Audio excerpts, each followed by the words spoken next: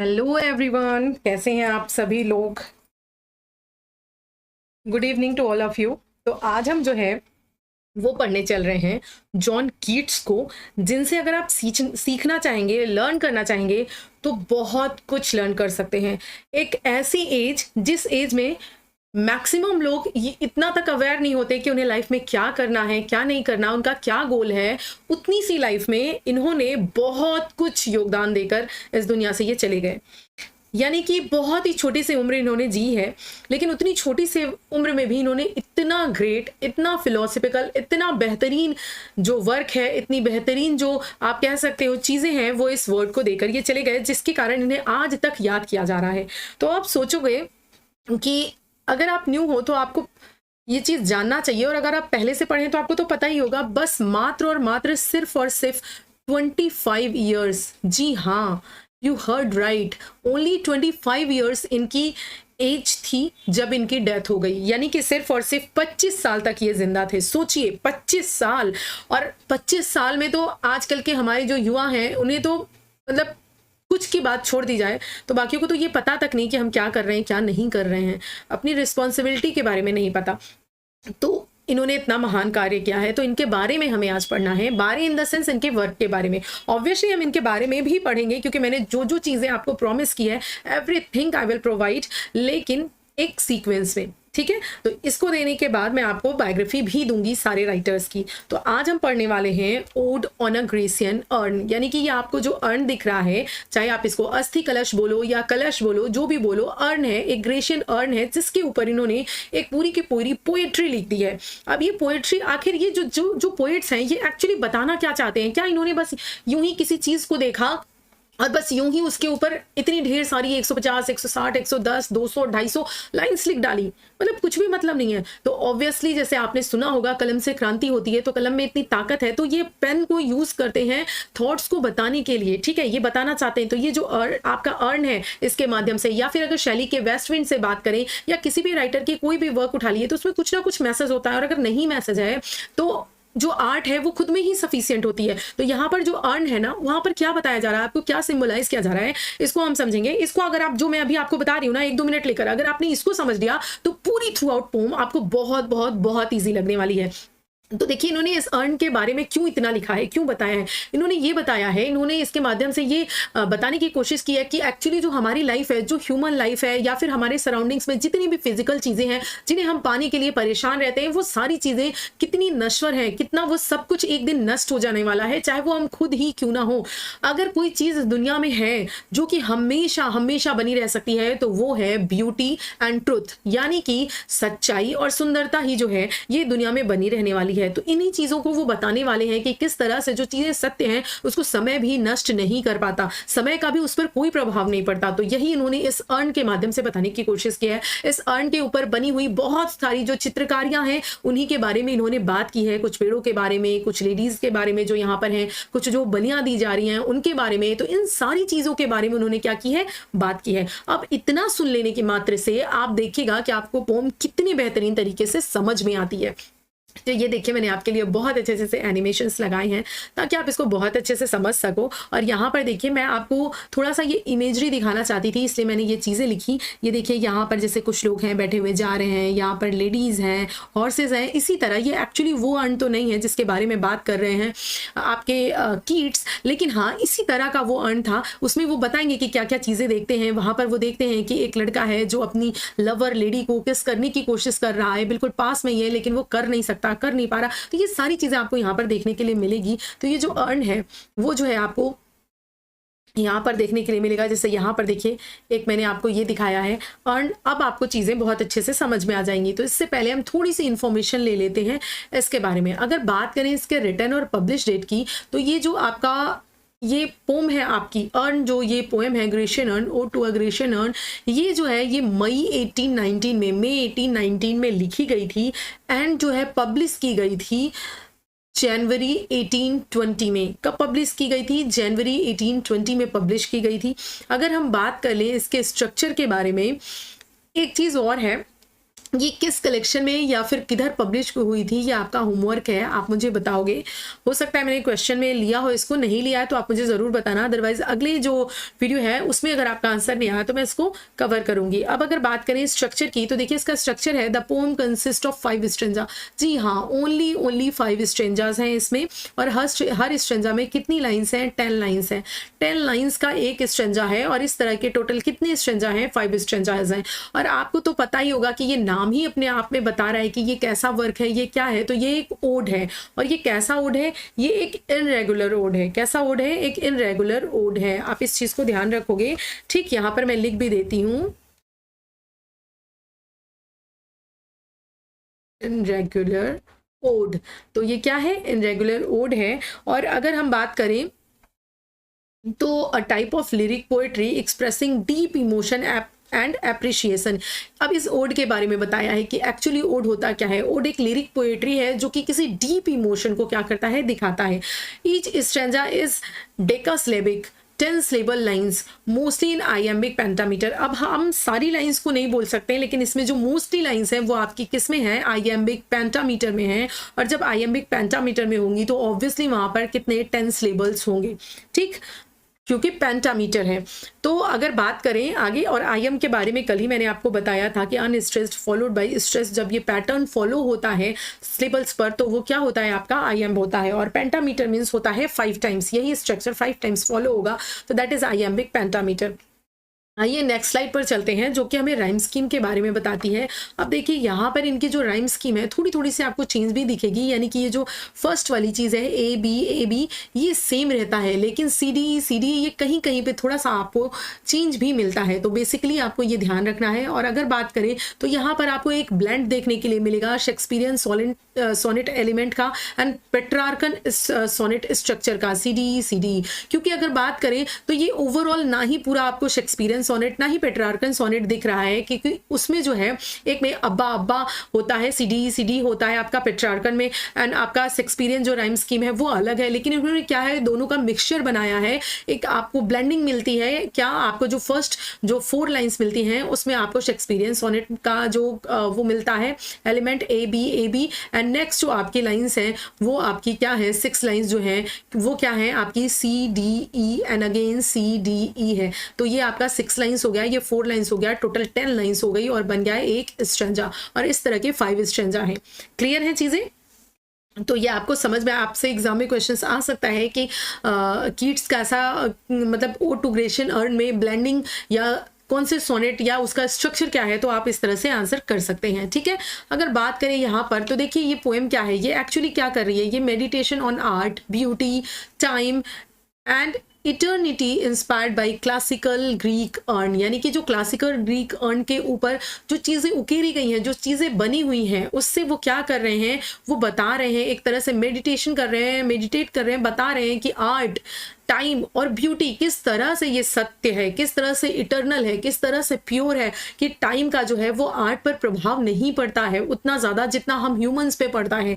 ठीक है, या जितना इन फिजिकल चीज़ों पर पड़ता है, ब्यूटी पर, इन सब चीज़ों पर। तो इन चीज़ों को क्या है, उन्होंने इस अर्न के माध्यम से दिखाने की कोशिश की है। ठीक, अब यहाँ पर जो इसकी फेमस लाइन है, जो आपके लिए मोस्ट इंपॉर्टेंट लाइन है, वो आप ध्यान रखोगे। वो लाइन क्या है?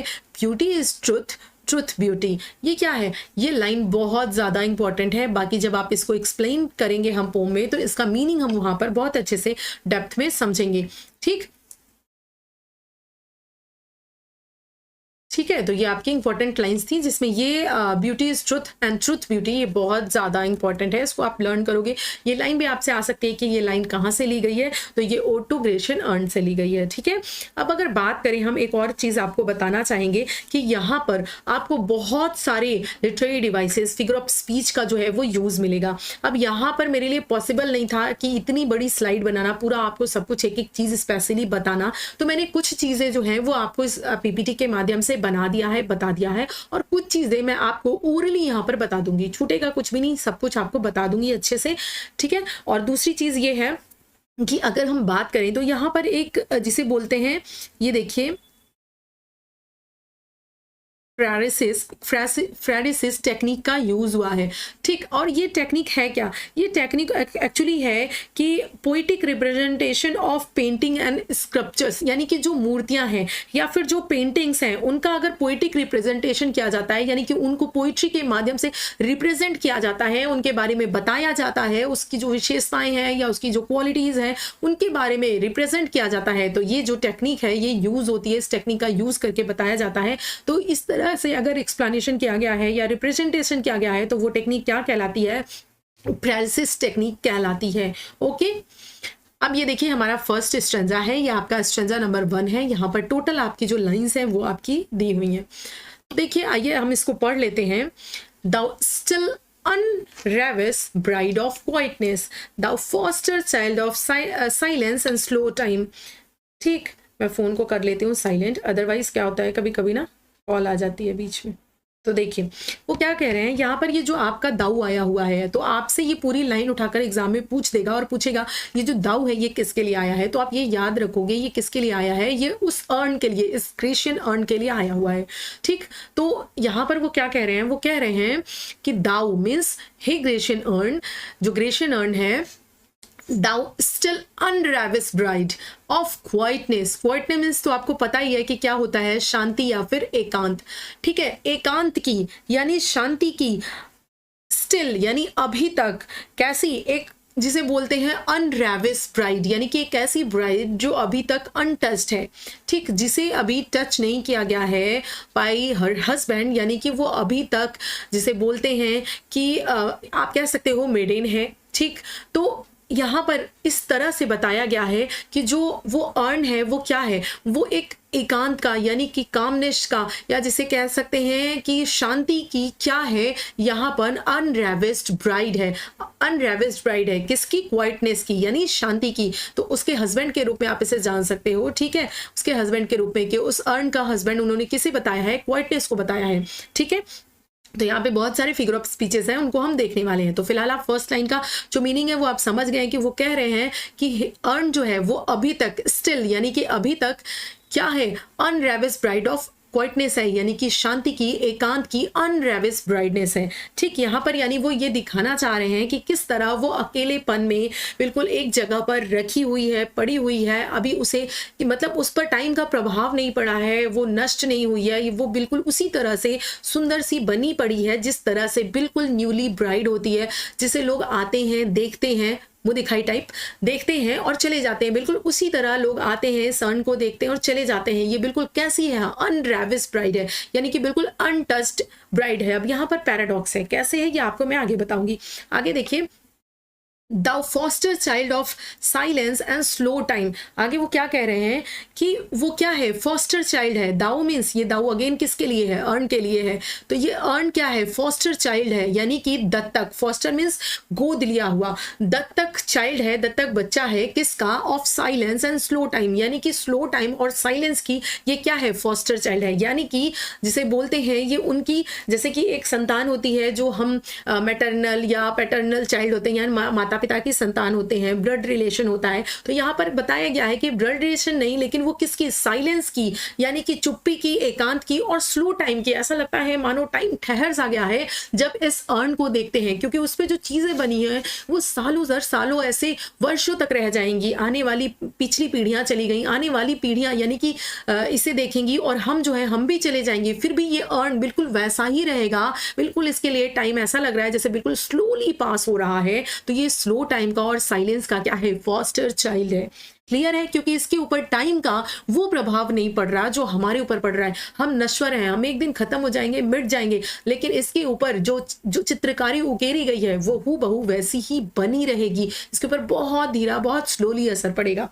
आगे देखिए, Salvan historian who canst thou express a flowery tale more sweetly than our rhymes। अब यहाँ पर क्या कहा गया है?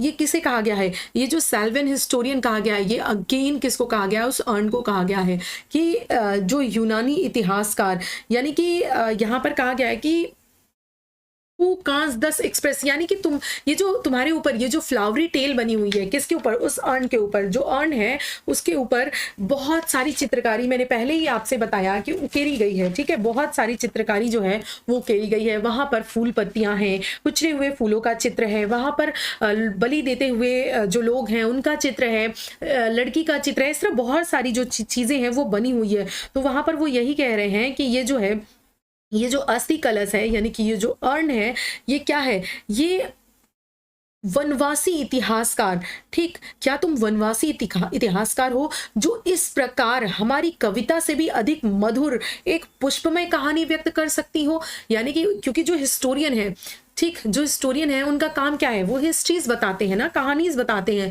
तो वही वो कह रहे हैं कि अर्न, क्या तुम हिस्टोरियन हो? क्या तुम वनवासी हिस्टोरियन हो? क्या तुम्हारे ऊपर ये जो फ्लावरी टेल बने हुए हैं ये एक्सप्रेस कर सकते हैं मुझसे ज्यादा, यानी कि ये मुझसे ज्यादा, या हम सब जितने भी पोएट्स हैं, हमारी राइम्स जो हैं उनसे कहीं ज्यादा ब्यूटीफुली, कहीं ज्यादा स्वीटली तुम एक्सप्रेस कर पा रही हो, क्योंकि तुम्हारे ऊपर जो है ये जो इतनी सुंदर सी इमेजरी, ये जो इतने सुंदर से फूल पत्तियां, ये सब जो बनी हुई हैं, ये क्या कर रही हैं? बहुत ही सुंदर कहानी को एक्सप्रेस कर रही हैं, बहुत सुंदर इतिहास को एक्सप्रेस कर रही हैं, जो कि हमारी पंक्तियां, हमारी राइम्स भी नहीं कर सकती हैं। ठीक है, आगे देखिए, यानी कि तुम हमसे ज्यादा एक्सप्रेस कर रही हो। आगे देखिए, व्हाट लीफ फ्रिंगल्ड लेजेंट हॉर्न्स अबाउट द शेप और deities or mortals or of both in temp or the dates of Arcady. What men or god are these? What maiden loath? What mad pursuit? What struggle to escape? What pipes and timbrels? What wild ecstasy? अब यहां से meaning देखते हैं। आगे वो क्या कह रहे हैं कि तुम एक जो है वो कैसी कविता, एक फ्लावरी टेल बता रही हो, कैसी एक फ्लावरी टेल बता रही हो, और जो है कौन सी पत्ती, मतलब जो तुम्हारे अस्थि कलश पर जो पत्तियां हैं, ये जो दबी कुचली सी, ये जो पत्तियों के शेप्स हैं, ये जो पत्तियां हैं, ठीक, ये जो लीव्स हैं, ये शेप्स हैं, ये क्या बता रही हैं? ये क्या चीजें हैं? ठीक है, कौन सी ये जो पत्ती है, ये किदवंती तुम्हारे आकार के बारे में बता रही हैं? क्या ये देवताओं या मनुष्यों के बारे में बता रही हैं? ठीक, और यहाँ डेटीज मतलब क्या होता है? देवता, या फिर मॉर्टल्स यानी हम मॉर्टल्स, यानी कि ह्यूमंस जो नष्ट हो जाएंगे, उनके बारे में, क्या इनके बारे में? ये जो लीव्स हैं, ये जो शेप्स हैं तुम्हारे, ठीक, ये जो भी इस पे चित्रकारी है, जो चीजें बनी हुई है, ये जो पत्तियां हैं, ये पत्तियों के जो किनारे हैं, ठीक, ये सारी चीजें क्या बता रही हैं? क्या ये जो है किसी देवता के बारे में, डेटीज के बारे में, या मॉर्टल्स के बारे में, या फिर दोनों के बारे में बता रहे हैं? या फिर ये जो आपको टेम्पे और द डेट्स ऑफ आर्केडी दिखा हुआ है, ये क्या है? ये अल्यूजन है। यहाँ पर क्या है? अल्यूजन का यूज किया गया है। Allusion, figure of speech. Allusion means एक रेफरेंस लेना। यहाँ पर किस चीज के बारे में बात किया गया है? तो देखिए यहाँ पर कह रहे हैं वो कि ये जो अस्थि कलश है, ये जो अर्न है, ये टेम्पे की घाटी के जीवन का चित्रण करता है।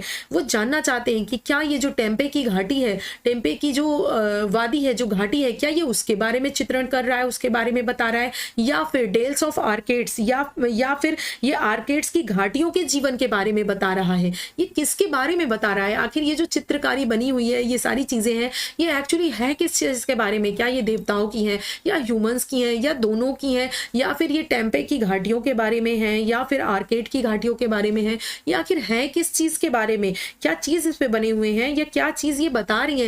ये जो आकृतियां बनी हुई हैं, What men or God are these? क्या ये मनुष्यों की हैं या फिर देवताओं की हैं, गॉड्स की हैं? आखिर ये जो आकृतियां हैं या जो इस पे चीजें बनी हुई हैं, ये किस चीज के बारे में है? या फिर वॉट मेडेन्स लोथ, या फिर ये युवा प्रेमी, इस पे जो ये मेडेन्स दिख रही हैं, ये जो युवा प्रेमी दिख रहे हैं, ये है कौन है? ये किसके बारे में है? ठीक है, आगे देखिए, what man pursued, what struggle to escape, यानी कि जिन कुमारियों का पीछा किया जा रहा है, यानी कि जिन कुमारियों, यानी जिन स्त्रियों का, कुंवारी लड़कियों का पीछा किया जा रहा है, वो आखिर है कौन? कौन उनका पीछा कर रहे हैं? और वो what what struggle to escape, और वो जो है वो अपने प्रेमियों से भागने का प्रयास क्यों कर रही हैं, एस्केप, वो कैसा स्ट्रगल कर रही हैं, क्यों वो भाग रही हैं अपने प्रेमियों से, व्हाट पाइप्स एंड ट्रिम्बल्स, और क्या ये जो बांसुरी और तबले हैं इनका क्या महत्व है, व्हाट वाइड एक्सटेसी, इनका मीनिंग क्या है, इनकी इंपॉर्टेंस है क्या। यहाँ पर वो थोड़ी सी परेशान है, वो क्वेश्चन कर रहे हैं, वो पूछ रहे हैं। यहाँ पर देखिए आपको बहुत सारे क्वेश्चंस मिल रहे हैं, तो वो क्या कर रहे हैं, वो पूछ रहे हैं कि आखिर ये सब जो चित्रकारी बनी हुई है ये किस चीज़ के बारे में है, इसमें जो बनी हुई चीज़ें हैं क्या ये देवताओं से रिलेटेड है, क्या ये मनुष्यों से रिलेटेड है, या फिर ये किसी घाटियों वादियों के बारे में बता रही हैं, एक्चुअली ये है क्या, यहाँ पर जो कुंवारी लड़कियाँ हैं ये अपने प्रेमियों से भाग क्यों रही हैं, ये सारी चीज़ें एक्चुअली हैं क्या। तो ये क्वेश्चन कर रहे हैं, इसके बारे में ये पूछ रहे हैं। ठीक है, सेकेंड स्टैंजा जब हम पढ़ेंगे तो हमें आगे चीज़ें और क्लियर होंगी। अब हम जानते हैं इसके जो है फिगर ऑफ स्पीच के बारे में। यहाँ पर हम कुछ फिगर ऑफ स्पीच पढ़ते चलेंगे, क्योंकि जो बाद में है, ठीक बाद में जो है फिगर ऑफ स्पीच जो है उसको समझाने के लिए बैक आना पड़ता है। ठीक है, फाइनली आज इरेजर काम कर गया। इरेजर को टच करते समय ना मैं सच में मतलब लिटरली गॉड को ही मना रही थी कि हे भगवान बस ये इरेजर काम कर जाए, क्योंकि मोस्ट ऑफ द टाइम जब मैं इसे यूज करती हूँ तो ये वर्क नहीं करता है। और बताइए आप लोगों की स्टडीज़ कैसी चल रही है, आप लोग मेरी वीडियोस को देख तो रहे हैं, पसंद कर रहे हैं, तो ऑब्वियसली थैंक्स तो मैं आपको लोगों को बोलती ही भी हूँ, थैंक्स हर वीडियो में। और आप जो है मतलब कि किस चीज़ की तैयारी पर इस समय फोकस कर रहे हैं, क्योंकि कुछ बच्चों का मानना है कि हम अभी टीजीटी की तैयारी पर ही फोकस करेंगे क्योंकि डेट्स तो सामने लगी हुई हैं, लेकिन और कुछ बच्चे जो हैं वो एलटी में फोकस कर रहे हैं। तो आप लोग बताइएगा कि आप लोग किस पे फोकस कर रहे हैं, एंड जो है क्या आप लोगों को जो लिटरेरी फॉर्म्स वगैरह हैं, जो चीज़ें मैं पढ़ा रही हूँ, क्या आप उनको और स्पीड में चाहते हैं कि मैं उसे बहुत जल्दी कवर करवा दूँ, या जिस स्पीड से चल रहा है बिल्कुल वैसे ही चलाती रहूँ। तो आप लोग बताइएगा ज़रूर, क्योंकि आप लोग जो चीज़ें बताओगे उस अकॉर्डिंग मैं चीज़ें जब करूँगी तो वो आपके लिए फ्रूटफुल होगी। ठीक है, करूँगी तो मैं सारी चीज़ें, लेकिन अपने अकॉर्डिंग करूँगी तो मे भी हो सकता है वो आपके लिए फ्रूटफुल थोड़ी लेट में हो, तो इसलिए आप लोग ज़रूर इन्फॉर्म करिएगा। अब आइए यहाँ पर हम फिगर ऑफ स्पीच देख लेते हैं। तो यहाँ पर तो देखिए पहले आपको दिख रहा होगा, सबसे पहले हम देखना चाहेंगे कि ये दाऊ आया हुआ है, राइट, और यहाँ भी दाऊ आया हुआ है। तो हमने एक ऐसी फिगर ऑफ स्पीच के बारे में हम जानते हैं जिसे हम कहते हैं एनाफोरा। एनाफोरा में होता क्या है कि स्टार्टिंग में ही जो सेम वर्ड है, ठीक, वो सक्सेसिव लाइंस में वो क्या करते हैं, वो वर्ड रिपीट होते हैं, एग्जैक्टली वही वर्ड। तो यहाँ पर भी दाऊ आया है, यहाँ पर भी दाऊ आया है, और दोनों के दोनों किसके लिए आया है, अर्न के लिए ही आया है, ग्रेशियन अर्न के लिए आया है। और यहाँ पर क्या किया जा रहा है, उस ग्रेशियन अर्न को संबोधित किया जा रहा है। ठीक है, तो यहाँ पर संबोधित करने से हमारा क्या हो रहा है, एक एपोस्ट्रॉफी जो है वो फिगर ऑफ स्पीच भी हमें मिल जा रही है। तो पहली फिगर ऑफ स्पीच जो है वो हमें क्या मिली थी, एनाफोरा मिली थी, एनाफोरा मिली है, right, first figure of speech हमें, सेकंड फिगर ऑफ स्पीच हमें एपोस्ट्रॉफी मिली है। एंड अगेन यहाँ पर देखिए अनरेविस्ड ब्राइड, ये आपको क्या है, यहाँ पर आपको, और नीचे की लाइंस पे ये आपको क्या है, आपको पैराडॉक्स मिल जाएगा। काफ़ी सारे पैराडॉक्स इन्होंने यूज़ किया है, तो पैराडॉक्स आपको मिल जाएगा, क्योंकि पैराडॉक्स आप देखिए एक ब्राइड जो अनरेविस्ड है, यानी कि जो अनटच्ड है, and practically it's not possible कि जो ब्राइड है वो अनटच्ड है। ठीक है, अनटच्ड हो सकती है, या फिर यहाँ पर उन्होंने क्योंकि सिंबलाइज किया है, बताया है एक ऐसी दुल्हन से जो जस्ट अभी आई है और जिसे कहते हैं कि उसे बस देखा जा रहा है, बिल्कुल उसी तरह से उन्होंने इस अर्न के बारे में बताया है, but it's not practically possible. ठीक है, तो यहाँ पर क्या है, ये यहाँ पर कौन सी फिगर ऑफ स्पीच है, आपकी पैराडॉक्स यूज हुई है। एंड यहाँ पर आपको मेटाफर भी देखने के लिए मिलेगा, कैसे मिलेगा ये भी समझिए। तो ऐसे मिलेगा आपको कि इन्होंने अनरेविस्ड ब्राइड ऑफ क्वाइटनेस कहा किसको है, कि ये जो एकांत की, शांति की ये जो ब्राइड है, ये एक्चुअली है कौन, किसके लिए यूज हुआ है, कि शांति की ब्राइड कौन है, शांति की दुल्हन कौन है, तो ऑब्वियसली वो कौन है, वो एक अर्न है। इस अर्न को उन्होंने क्वाइटनेस की दुल्हन बताया है, एक अनटच्ड ब्राइड बताया है, ठीक, एक अप्रसन्न अनटच्ड ब्राइड बताया है। ठीक है, या तो ये क्या है, ये आपका मेटाफर है, क्या है, मेटाफर है,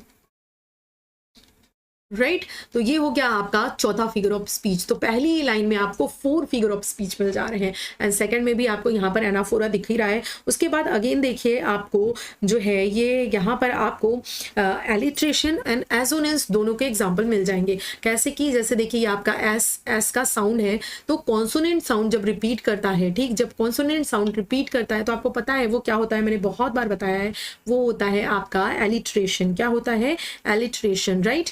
तो ये आपका एलिट्रेशन फिगर ऑफ स्पीच है, जो कि 5वां फिगर ऑफ स्पीच हो गया। अब हम बात करेंगे एजोनेंस की, कि एजोनेंस कहाँ पर है। यहाँ पर जो है वो आपको आई का साउंड जो है वो रिपीटेड मिल रहा है, जैसे ब्राइट, वाइट, ठीक है, एंड अगेन साइलेंस, टाइम, ठीक, चाइल्ड, यहाँ पर क्या है, ठीक है, ये क्या है, आई का यहाँ पर देखिए ये जो साउंड है ये आई का क्या है, ये एक वोवेल साउंड है। और ये जब इस तरह के साउंड रिपीट होते हैं तो वो आपका क्या क्या क्या होता है, वो आपका होता है एजोनेंस, ठीक है, वो आपका क्या होता है, एजोनेंस होता है, राइट। तो ये एजोनेंस फिगर ऑफ स्पीच हो गई। तो ये हमें 2 ही लाइन में कितनी फिगर ऑफ स्पीचेस मिल गई, 6 फिगर ऑफ स्पीच मिल गई। अब देखिए सेल्वियन हिस्टोरियन जो है ये भी आपका फिगर ऑफ स्पीच है, क्योंकि ये जो सेल्वियन हिस्टोरियन है ये भी अगेन इन्होंने किसको कहा है, ठीक, ये किसके लिए यूज किया है, तो ये इन्होंने अर्न के लिए ही यूज किया है, ठीक। इन्होंने उसको क्या बुलाया है, एक वनवासी इतिहासकार बुलाया है। तो एक तरह से यहाँ पर देखिए पर्सोनिफिकेशन भी यूज हो रहा है, ठीक। एंड मेटाफर तो यहाँ पर भी आया है, क्योंकि foster child of silence and slow time और साइलेंस का जो फॉस्टर चाइल्ड है वो किसे बुलाया गया है, अर्न को बुलाया गया है। तो यहाँ पर ओवरऑल आपको बहुत सारे पर्सोनिफिकेशन, बहुत सारा मेटाफर, कई जगह पे आपको एलिट्रेशन और जिसे बोलते हैं ये क्या है आपका पैराडॉक्स, ये सब कुछ देखने के लिए मिल जाएगा। तो आगे देखिए, आगे जो है आपको यहाँ पर ये सारी जो क्वेश्चंस दिख रहे हैं, ये क्वेश्चंस कैसे हैं, क्या इन क्वेश्चंस का आंसर देने के लिए उनके पास कोई खड़ा है, वो क्वेश्चन पूछ रहे हैं, क्या कोई रिप्लाई कर रहे हैं, नहीं। तो इस तरह के क्वेश्चन जिनके आंसर वेल नोन होते हैं वो क्या होते हैं, वो आपके रिटोरिकल क्वेश्चन होते हैं। तो ये कैसे क्वेश्चन है, रिटोरिकल क्वेश्चन है। और अगर आप देखो, थोड़ा सा गौर करो, तो ये देखो आप कितनी बार आपको यहाँ पर कंजक्शन मिल रहा है, और एंड अगेन ये देखिए, और तो ये क्या है, ऑफ डेटीज और मॉर्टल्स और ऑफ बोथ, ये और क्या है, ये कंजक्शन है, ठीक। और जब बहुत ज्यादा कंजक्शन पास ही पास एक ही लाइन में या आसपास एक स्टैंजा में बहुत ज्यादा कंजक्शन जो है वो यूज होते हैं, तो वहां पर कौन सी फिगर ऑफ स्पीच होती है, वो आपकी देखिए पॉलीसेंडिटोन फिगर ऑफ स्पीच यूज होती है। ये आपकी कौन सी 7वीं फिगर ऑफ स्पीच हो गई। और इसमें होता क्या है, ये फिगर ऑफ स्पीच में मैंने आपको बताया है कि जो कंजक्शन है वो मोर देन काफी ज्यादा यूज होते हैं। इतने ज्यादा कंजक्शंस जरूरी नहीं है, वो कुछ जगह कॉमा और भी चीजें लगा सकते हैं, लेकिन वो उन्होंने बहुत ज्यादा कंजक्शंस का यूज किया है उसको और ज्यादा एम्फेसिस देने के लिए। तो ये अगर इस तरह से बहुत ज्यादा कंजक्शन यूज होता है तो यहाँ पर पॉलीसेंडिटोन जो फिगर ऑफ स्पीच है वो यूज होती है, ठीक।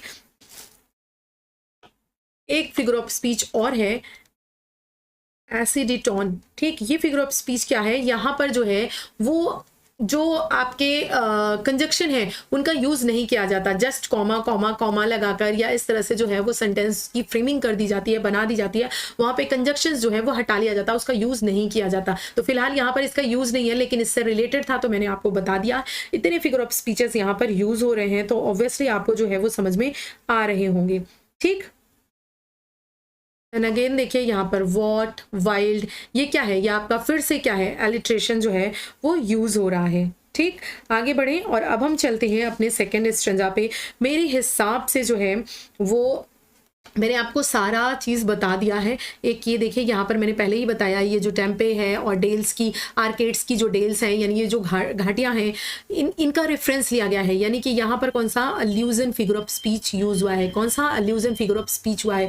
देखिए गाइज, आपको मैं इतनी डिटेल में बच्चा लोग आपको बता रही हूँ, तो इनको बहुत अच्छे से नोट्स बना लीजिएगा, ठीक। एक ही जगह आपको सारी चीज़ें प्रोवाइड कर रही हूँ, अपनी तरफ से कोशिश कर रही हूँ कि कुछ भी छूटे ना। स्टिल ह्यूमन माइंड है मेरा भी, मैं भी ह्यूमन हूँ। अगर एक आधा कोई मिस्टेक या फिर जिसे बोलते हैं ह्यूमन एरर या फिर कुछ चीज़ बाई चांस छूट जाए तो नीचे आप कॉमेंट ज़रूर कर दिया कीजिए, ताकि और जो बच्चे हैं उनके लिए वो चीज़ हेल्पफुल हो पाए, उन्हें पता चल पाए, ठीक है। तो वैसे मैं ओवरऑल कोशिश करती हूँ कि हर चीज़ को जो है आपको एक ही जगह पे क्या करूं, बता दूं, ठीक है। आगे देखिए कितना यहाँ पर एलिट्रेशन, वॉट, और हाँ यहाँ पर ये जो वॉट कई बार आया हुआ है ना, ये आपका क्या है, एनाफोरा है, आप देख रहे हो ना, ये देखिए मुझसे छूट रहा था, वही चीज़ है ना, कई मैंने कहा कि कई बार क्या होता है कोई चीज़ें दिमाग से स्किप हो जाती है। तो ये देखिए आप देख रहे हो कितनी बार व्हाट आया हुआ है। एंड अगर आपने एनाफोरा पढ़ा हो तो एनाफोरा होता क्या है कि जब लाइन्स की स्टार्टिंग में कोई वर्ड हर लाइन में बार बार वही सेम वर्ड रिपीट होता है तो वो क्या होता है आपका एनाफोरा फिगर ऑफ स्पीच होता है। एक्चुअली मैं बहुत जल्दी सोच रही हूँ आप लोगों के लिए एक सेशन ही ला देती हूँ जिसमें आपको मैं detailed figure of speech with explanation with examples cover करा दूं, ताकि जब भी मैं इनके बारे में बात करूं ना, इन फिगर ऑफ स्पीचेस के बारे में, तो मुझे आपको बहुत डिटेल में ना बताना पड़े, मैं बस नाम लूं कि यहाँ पर एनाफोरा है, यहाँ पर ये है, यहाँ पर ये है, तो आप उन चीज़ों को कैच कर पाओ, समझ पाओ। ठीक है, तो यहाँ पर कौन सा फिगर ऑफ स्पीच है, एनाफोरा है। एनाफोरा में लाइंस की स्टार्टिंग में, मतलब लाइंस में ये सेम जो वर्ड्स हैं जो हैं वो क्या होते हैं, रिपीट होते हैं। तो देख रहे हैं ना आप कितने ज़्यादा यूज़ हुए हैं फिगर ऑफ स्पीच। अब हम चलते हैं अपने सेकेंड स्टैंजा पे, और आप लोग ज़रूर बताइएगा कि मेरी जो पीपीटीज़ हैं वो आपको कैसी लगती हैं। मैं इतनी मेहनत करती हूँ, तो आप लोग बताइएगा कि क्या ये जो मैं एनिमेशन वगैरह जो भी चीज़ें डालती हूँ या आपको सही लगता है, आपकी आंखों के लिए सूदिंग है ना। क्योंकि देखिए कहा जाता है ना कि जो चीज़ हमारी सेंसेस को अपील करती हैं वो चीज़ें हमें बहुत इंटरेस्टिंग लगती हैं एंड बहुत देर तक वो हमारे दिमाग में रह जाती हैं। तो इसीलिए मैं सोचती हूँ कि चीज़ें आपको अट्रैक्टिव तरीके से दूं, और मैं चाहती हूँ, मैं कोशिश करती हूँ कि आप लोग एक्टिवली परफॉर्म करो, एक्टिव रहो सेशंस में, आप रिप्लाई करो, की पॉइंट्स को लिखो ताकि चीज़ें आपको याद हो जाएं। एक वीडियो देखने के बाद फिर आपको ऐसा ना हो कि 10 वीडियो ही देखना ही पड़ रहा है, कोई कन्फ्यूजन है या फिर आपको लग रहा है कि चीज़ें नहीं समझ में आई, आप 10 बार उसको क्या कर रहे हो, 10 जगह देख रहे हो, टाइम वेस्ट कर रहे हो। एक ही वीडियो को, मेरा ही नहीं, आप किसी का भी एक वीडियो उठाओ, उसको बहुत अच्छे से देखो, नोट्स बनाओ, एंड वहीं पर उनके वीडियो के नीचे ही कमेंट्स में आप की पॉइंट्स लिखिए जो भी आपने वहां पर सीखा है। उससे देखिएगा कि आपका ब्रेन जो है वो बहुत ही अच्छा वर्क करेगा और चीजें आपको भूलेंगी नहीं। आइए सेकंड स्टेंजा देखते हैं। सेकंड स्टेंजा है, heard melodies are sweet but those unheard are sweeter. यानी कि जो हर्ड मेलोडीज हैं, यानी कि जो सुनी हुई गीत हैं या जो चीजें, जो मेलोडीज, जो चीजें हमने सुनी हुई होती हैं वो तो स्वीट होती हैं, हमें मीठी लगती हैं, हमें बहुत अच्छी लगती हैं। ठीक, वो संगीत हमारे कानों को बहुत सुखदायी होता है, बहुत अच्छा लगता है। लेकिन निसंदेह जो चीजें हमने नहीं सुनी है, जो कैसी है, जो अनहर्ड है, जो हमने अभी तक नहीं सुनी है, वो कैसी हैं, आर स्वीटर, यानी कि वो और ज्यादा मधुर हैं, और ज्यादा कैसी हैं, सुंदर हैं। ठीक, आगे देखिए, therefore ये soft pipes play on not to the sensual ear but more endured pipe to the spiritual deities of no tone. Fair youth, beneath the tree, thou canst not leave thy song, nor ever can those trees be bare. Bold lover, never, never cast thou kiss. यहाँ तक देखते हैं, ठीक है, इसके आगे फिर देखेंगे। तो वो क्या कह रहे हैं, जो मेलोडीज यानी कि जो संगीत हमने सुने हैं वो स्वीट होते हैं, लेकिन जो हमने नहीं सुने हैं वो स्वीटर होते हैं, यानी कि और ज्यादा मधुर और ज्यादा प्यारे होते हैं। किंतु जो संगीत केवल कल्पना द्वारा सुना जाता है वो कैसा होता है, और ज्यादा मधुर होता है, और ज्यादा स्थायी होता है, और अच्छा होता है। क्यों? क्योंकि वो हमारी आत्मा को, हमारे हृदय को, हमारे हार्ट को, हमारी सोल को बहुत ज्यादा पसंद आता है। आगे देखिए, वो कहते हैं कि ये जो अस्थि कलश है ना, ये जो अर्न है, इस पे जो चीजें उकेरी गई हैं, जो चीजें बनाई गई हैं, ठीक, उन उकेरी हुई चीजों पर, उन कलश पर ये जो संगीतज्ञ हैं, ठीक, जो संगीतज्ञ से कहता है कि ये जो संगीतज्ञ हैं उनसे अब वो बात कर रहे हैं, उनसे कह रहे हैं कि आपने आनंदप्रद संगीत को आप लोग क्या करिए, जारी रखिए। ये जो पाइप्स आप बजा रहे हैं, यानी कि जो चीजें, ये जो आपका सॉफ्ट पाइप्स है, यानी कि जो सॉफ्ट म्यूजिक है, प्ले ऑन, उसको आप बजाते रहिए, आप उसको जारी रखिए, ठीक है, उन चीजों को बजाते रहिए, करते रहिए, और इस प्रकार अपनी मौन मधुर सुर ताल से सराबोर कर दीजिए। यानी बिल्कुल सेंसुअस एयर, यानी इन कानों को बिल्कुल सूदिंग लगे, आप इस तरह से क्या करिए, हमेशा इनको क्या करते रहिए, प्ले ऑन करते रहिए, बजाते रहिए। ठीक, आगे देखिए फिर क्या है, वो बोल रहे हैं कि जो आपके पोएट हैं वो क्या करते हैं, वो उस युवक की तरह अपनी नजर घुमाते हैं, अपनी आंखें उस युवक की तरफ जा डालते हैं, उस फेयर यूथ की तरफ डालते हैं जो क्या कर रहा है, बीनीथ द ट्री, जो एक पेड़ के नीचे क्या कर रहा है, एक छायेदार पेड़ के नीचे क्या कर रहा है, बांसुरी बजा रहा है। ठीक, क्या कर रहा है, बांसुरी बजा रहा है। उस फेयर यूथ की तरफ उनकी निगाहें जाती हैं। ठीक, एक मान लीजिए ये पेड़ है, जैसा भी पेड़ बना है यार, ठीक है, ये सपोज दैट पेड़ है, और इस पेड़ के नीचे एक लड़का है, वो क्या कर रहा है, वो क्या कर रहा है, एक फ्लूट है उसको बजा रहा है।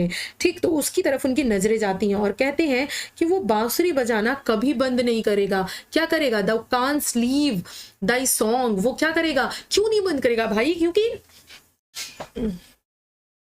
मेरी जीभ कट गई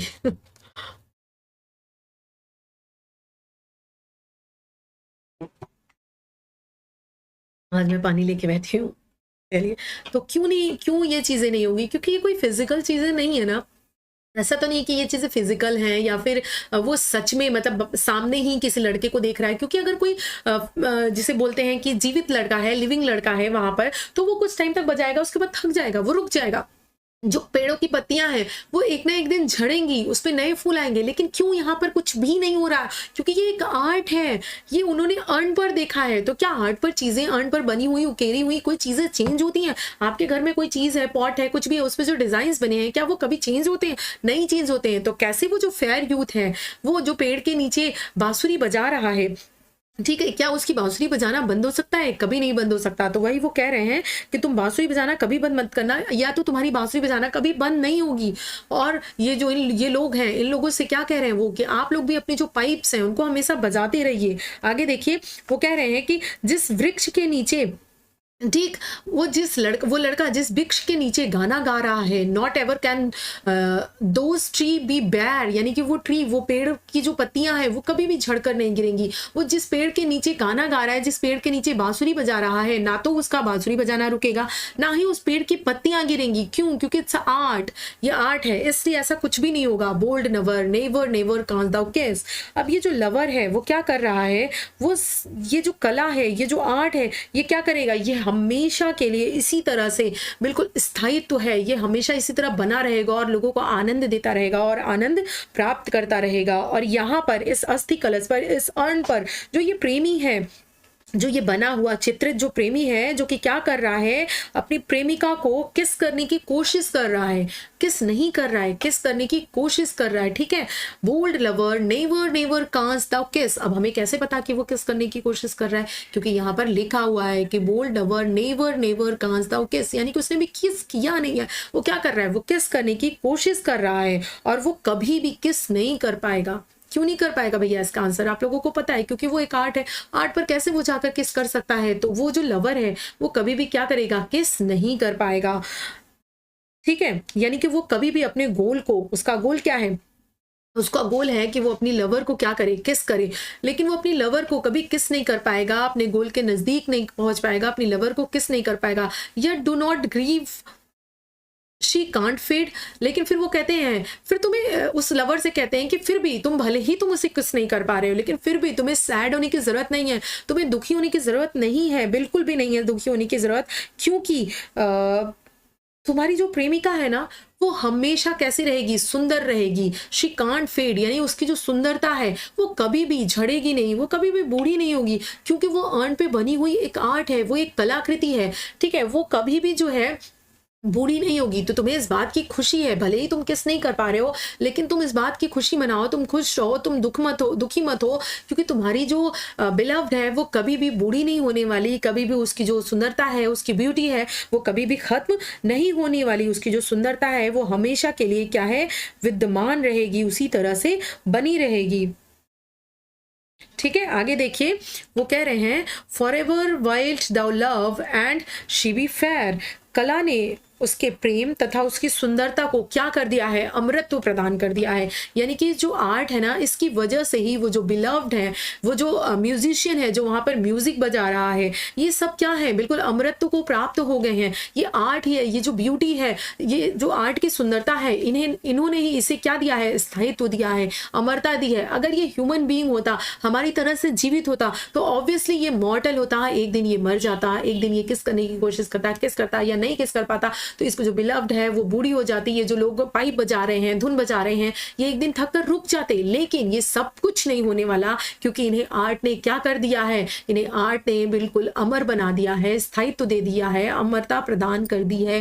ठीक, तो this is the beauty of art. यही इन्होंने बताने की कोशिश की है कि ये ट्रुथ है, beauty is truth and truth beauty. ठीक है, ये जो है वो हर लाइन में एक तरह से देखिए कि जिस लाइन को उन्होंने लास्ट में दिया उसको हर जगह उन्होंने क्या क्या है, कहीं ना कहीं एक्सप्लेन किया है। तो आपको दूसरा स्ट्रेंजा भी आई होप बहुत अच्छे से समझ में आ गया होगा, बिकॉज मैं अपना जो है 100% दे रही हूँ अपनी तरफ से आपको हर चीज़ समझाने की कि आपको समझ में आ जाए। मुझे बताइएगा ज़रूर कि आपको समझ में आ रहा है या नहीं। ठीक है, नेक्स्ट चलते हैं। ओहो, एक चीज़ बैक आना पड़ेगा मुझे, बैक आना पड़ेगा। काश मैं लाइव पढ़ाती तो आप लोग जो क्या करते मुझे इन्फॉर्म करते कि अरे मैम आप तो फिगर ऑफ स्पीच भूल गए हो। ठीक है, तो यहाँ पर देखिए फिगर ऑफ स्पीच जो है वो आपको बता देते हैं। वैसे आपको वो वहाँ पे डिटेल फिगर ऑफ स्पीच मिल ही जाएगी जब मैं कराऊंगी तो, ठीक। लेकिन फिर भी देखिए यहाँ पर ये जो लाइन आपको है, heard melodies are sweet but thou unheard are sweeter, यहाँ पर क्या है, यहाँ पर आपका पैराडॉक्स का यूज हुआ है। ठीक है, किसका यूज हुआ है, यहाँ पर आपका पैराडॉक्स का यूज हुआ है। अगर आप एक तरह से देखो तो यहाँ पर एंटीथेसिस का भी यूज हुआ है, क्योंकि बिल्कुल अपोजिट आइडिया जो है वो एक लाइन में जब अपोजिट आइडिया कहा जाता है तो अपोजिट आइडिया कहा जा रहा है। एक तरफ तो कहा जा रहा है कि जो हर्ड म्यूजिक है, जो म्यूजिक सुना जाता है वो स्वीट है, लेकिन जो सुना ही नहीं जाता वो स्वीटर है, और ज्यादा स्वीट है और ज्यादा मधुर है। तो ये पैराडॉक्स भी है एंड आपका जो है वो क्या है, एंटीथेसिस भी है। और कहीं कहीं पर आपको ये एपिग्राम भी मिल जाएगा, क्योंकि ये जो है ये लाइन एक्चुअली क्या है, वो किसी जो है बिल्कुल ट्रुथ को कन्वे कर रही है, सच्चाई को बता रही है। एक लाइन में जो आपको किसी सत्य के बारे में, किसी चीज के बारे में बताए, ठीक, देखने में आपको लगे कि क्या ही बकवास बात है, लेकिन अंदर उसके एक बहुत अच्छी इंफॉर्मेशन हो, बहुत अच्छी चीज को बताए, तो यहाँ पर आपका एपिग्राम भी है। तो आप देख लीजिएगा आपके एग्जाम में क्या आ रहा है, पैराडॉक्स है कि क्या है, उस हिसाब से आपको टैकल करना है। आपको चीजें रटनी नहीं है, आपको चीजें समझनी है, क्योंकि एग्जाम में कई बार क्या होता है, आपको आंसर जो है वो अपने ऑप्शन बेस्ड पर करना होता है। क्योंकि अगर आप मान लीजिए सेट आप मान करके गए तो एक ही लाइन में कई बार मोर देन 2-3 जो फिगर ऑफ स्पीचेस हैं वो पाई जाती हैं। तो कोई भी फिगर ऑफ स्पीच वहां पर आ सकती है। आप एक ही पढ़कर गए हो, एक ही आपने समझा है, दूसरे को आपने बिठाया नहीं। और कई बार क्या होता है कि बिल्कुल मिलती जुलती सी 2 फिगर ऑफ स्पीचेस होती हैं, ठीक, तो वहां पर एक ना आकर दूसरी आ जाती है। तो इस तरह से क्वेश्चन जो है वो आपके एग्जाम में आते हैं। तो इसलिए अपने दिमाग में रखिए, हमेशा आप एग्जाम में क्वेश्चन को कैसे अप्रोच कर रहे हो, ठीक, ये ज्यादा इंपॉर्टेंट होता है आप जो भी पढ़ कर गए हो उससे। क्योंकि पढ़कर जो गए हो जरूरी नहीं कि वो चीज एग्जैक्टली आपके एग्जाम में आ जाए, हूबहू वो चीजें आ जाए, ठीक है। तो चीजें आएंगी, बस आपको अपने प्रेजेंस ऑफ माइंड का यूज करना है। आपको स्मार्टली जो है एलिमिनेट करना है अपने ऑप्शंस को, और स्मार्ट तरीके से एक अच्छे अप्रोच के साथ आपको समझना है कि मुझे कैसे क्वेश्चन सॉल्व करना है, बिल्कुल बिना पैनिक क्रिएट किए हुए। तो आपकी चीजें जो है वो बहुत अच्छे से सॉल्व हो जाएंगी एंड आपका सिलेक्शन भी हो जाएगा, ठीक है। तो क्वेश्चन को इस तरीके से आपको पढ़ना है, सॉल्व करना है। आइए चलते हैं आगे। तो आगे बाकी इसमें देख लीजिएगा जो भी फिगर ऑफ स्पीच है, ठीक, जैसे यहाँ पर देखिए एलिट्रेशन भी मुझे दिख रहा है, ठीक है, वो आया हुआ है। तो आप देख लीजिएगा ये छोटी छोटी फिगर ऑफ स्पीचेस जो है ये तो आप खुद ही समझ गए होंगे, जिसे बोलते हैं क्या, इतना पढ़ाते पढ़ाते समझाते समझाते। अब आइए थर्ड स्टेंजा पे चलते हैं। थर्ड स्टेंजा में भी जो है वो फिगर ऑफ स्पीच आपकी यूज हुई है। एक तो ये सामने ही दिख रही है स्प्रिंग ऑर्डेन, ये क्या है, ये आपका क्या है, पर्सोनिफाई किया गया है, ठीक, यहाँ पर ये पर्सोनिफिकेशन का यूज हुआ है। एंड आपका पहली लॉर्जिया का यूज हुआ है, ये हैप्पी, ठीक, हैप्पी। एंड अगेन आपका ये देखिए यहाँ पर हैप्पी आया हुआ है, ठीक। तो ये कई बार आपको जो है ये दिख रहा है, तो इसके बारे में भी हम बात करने वाले हैं, ठीक। आइए देख लेते हैं इसके एक्सप्लेनेशन को। Happy, happy balls that can't shed your leaves, nor ever did the spring ordain, and happy melodies unvaried, forever piping songs forever new, more happy love, more happy, happy love, forever warm and still to be enjoyed, forever painting and forever young, all breathing human passions for a way that leaves a heart high sorrowful and cloud, a burning forehead and a posing tongue, ठीक।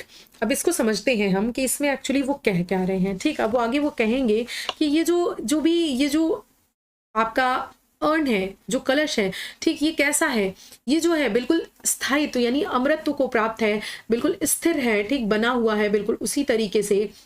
वो कह रहे हैं ये जो happy happy, ठीक, यानी खुश खुश, ये क्या है, ये जो आपकी इसका मीन्स होता है डालियां, क्या डालियां, यानी कि जो डालियां हैं, ये जो पत्तियां हैं, ये जो पेड़ हैं, पेड़ों की ये जो डालियां हैं ये कैसी हैं, ये बहुत ही खुश हैं।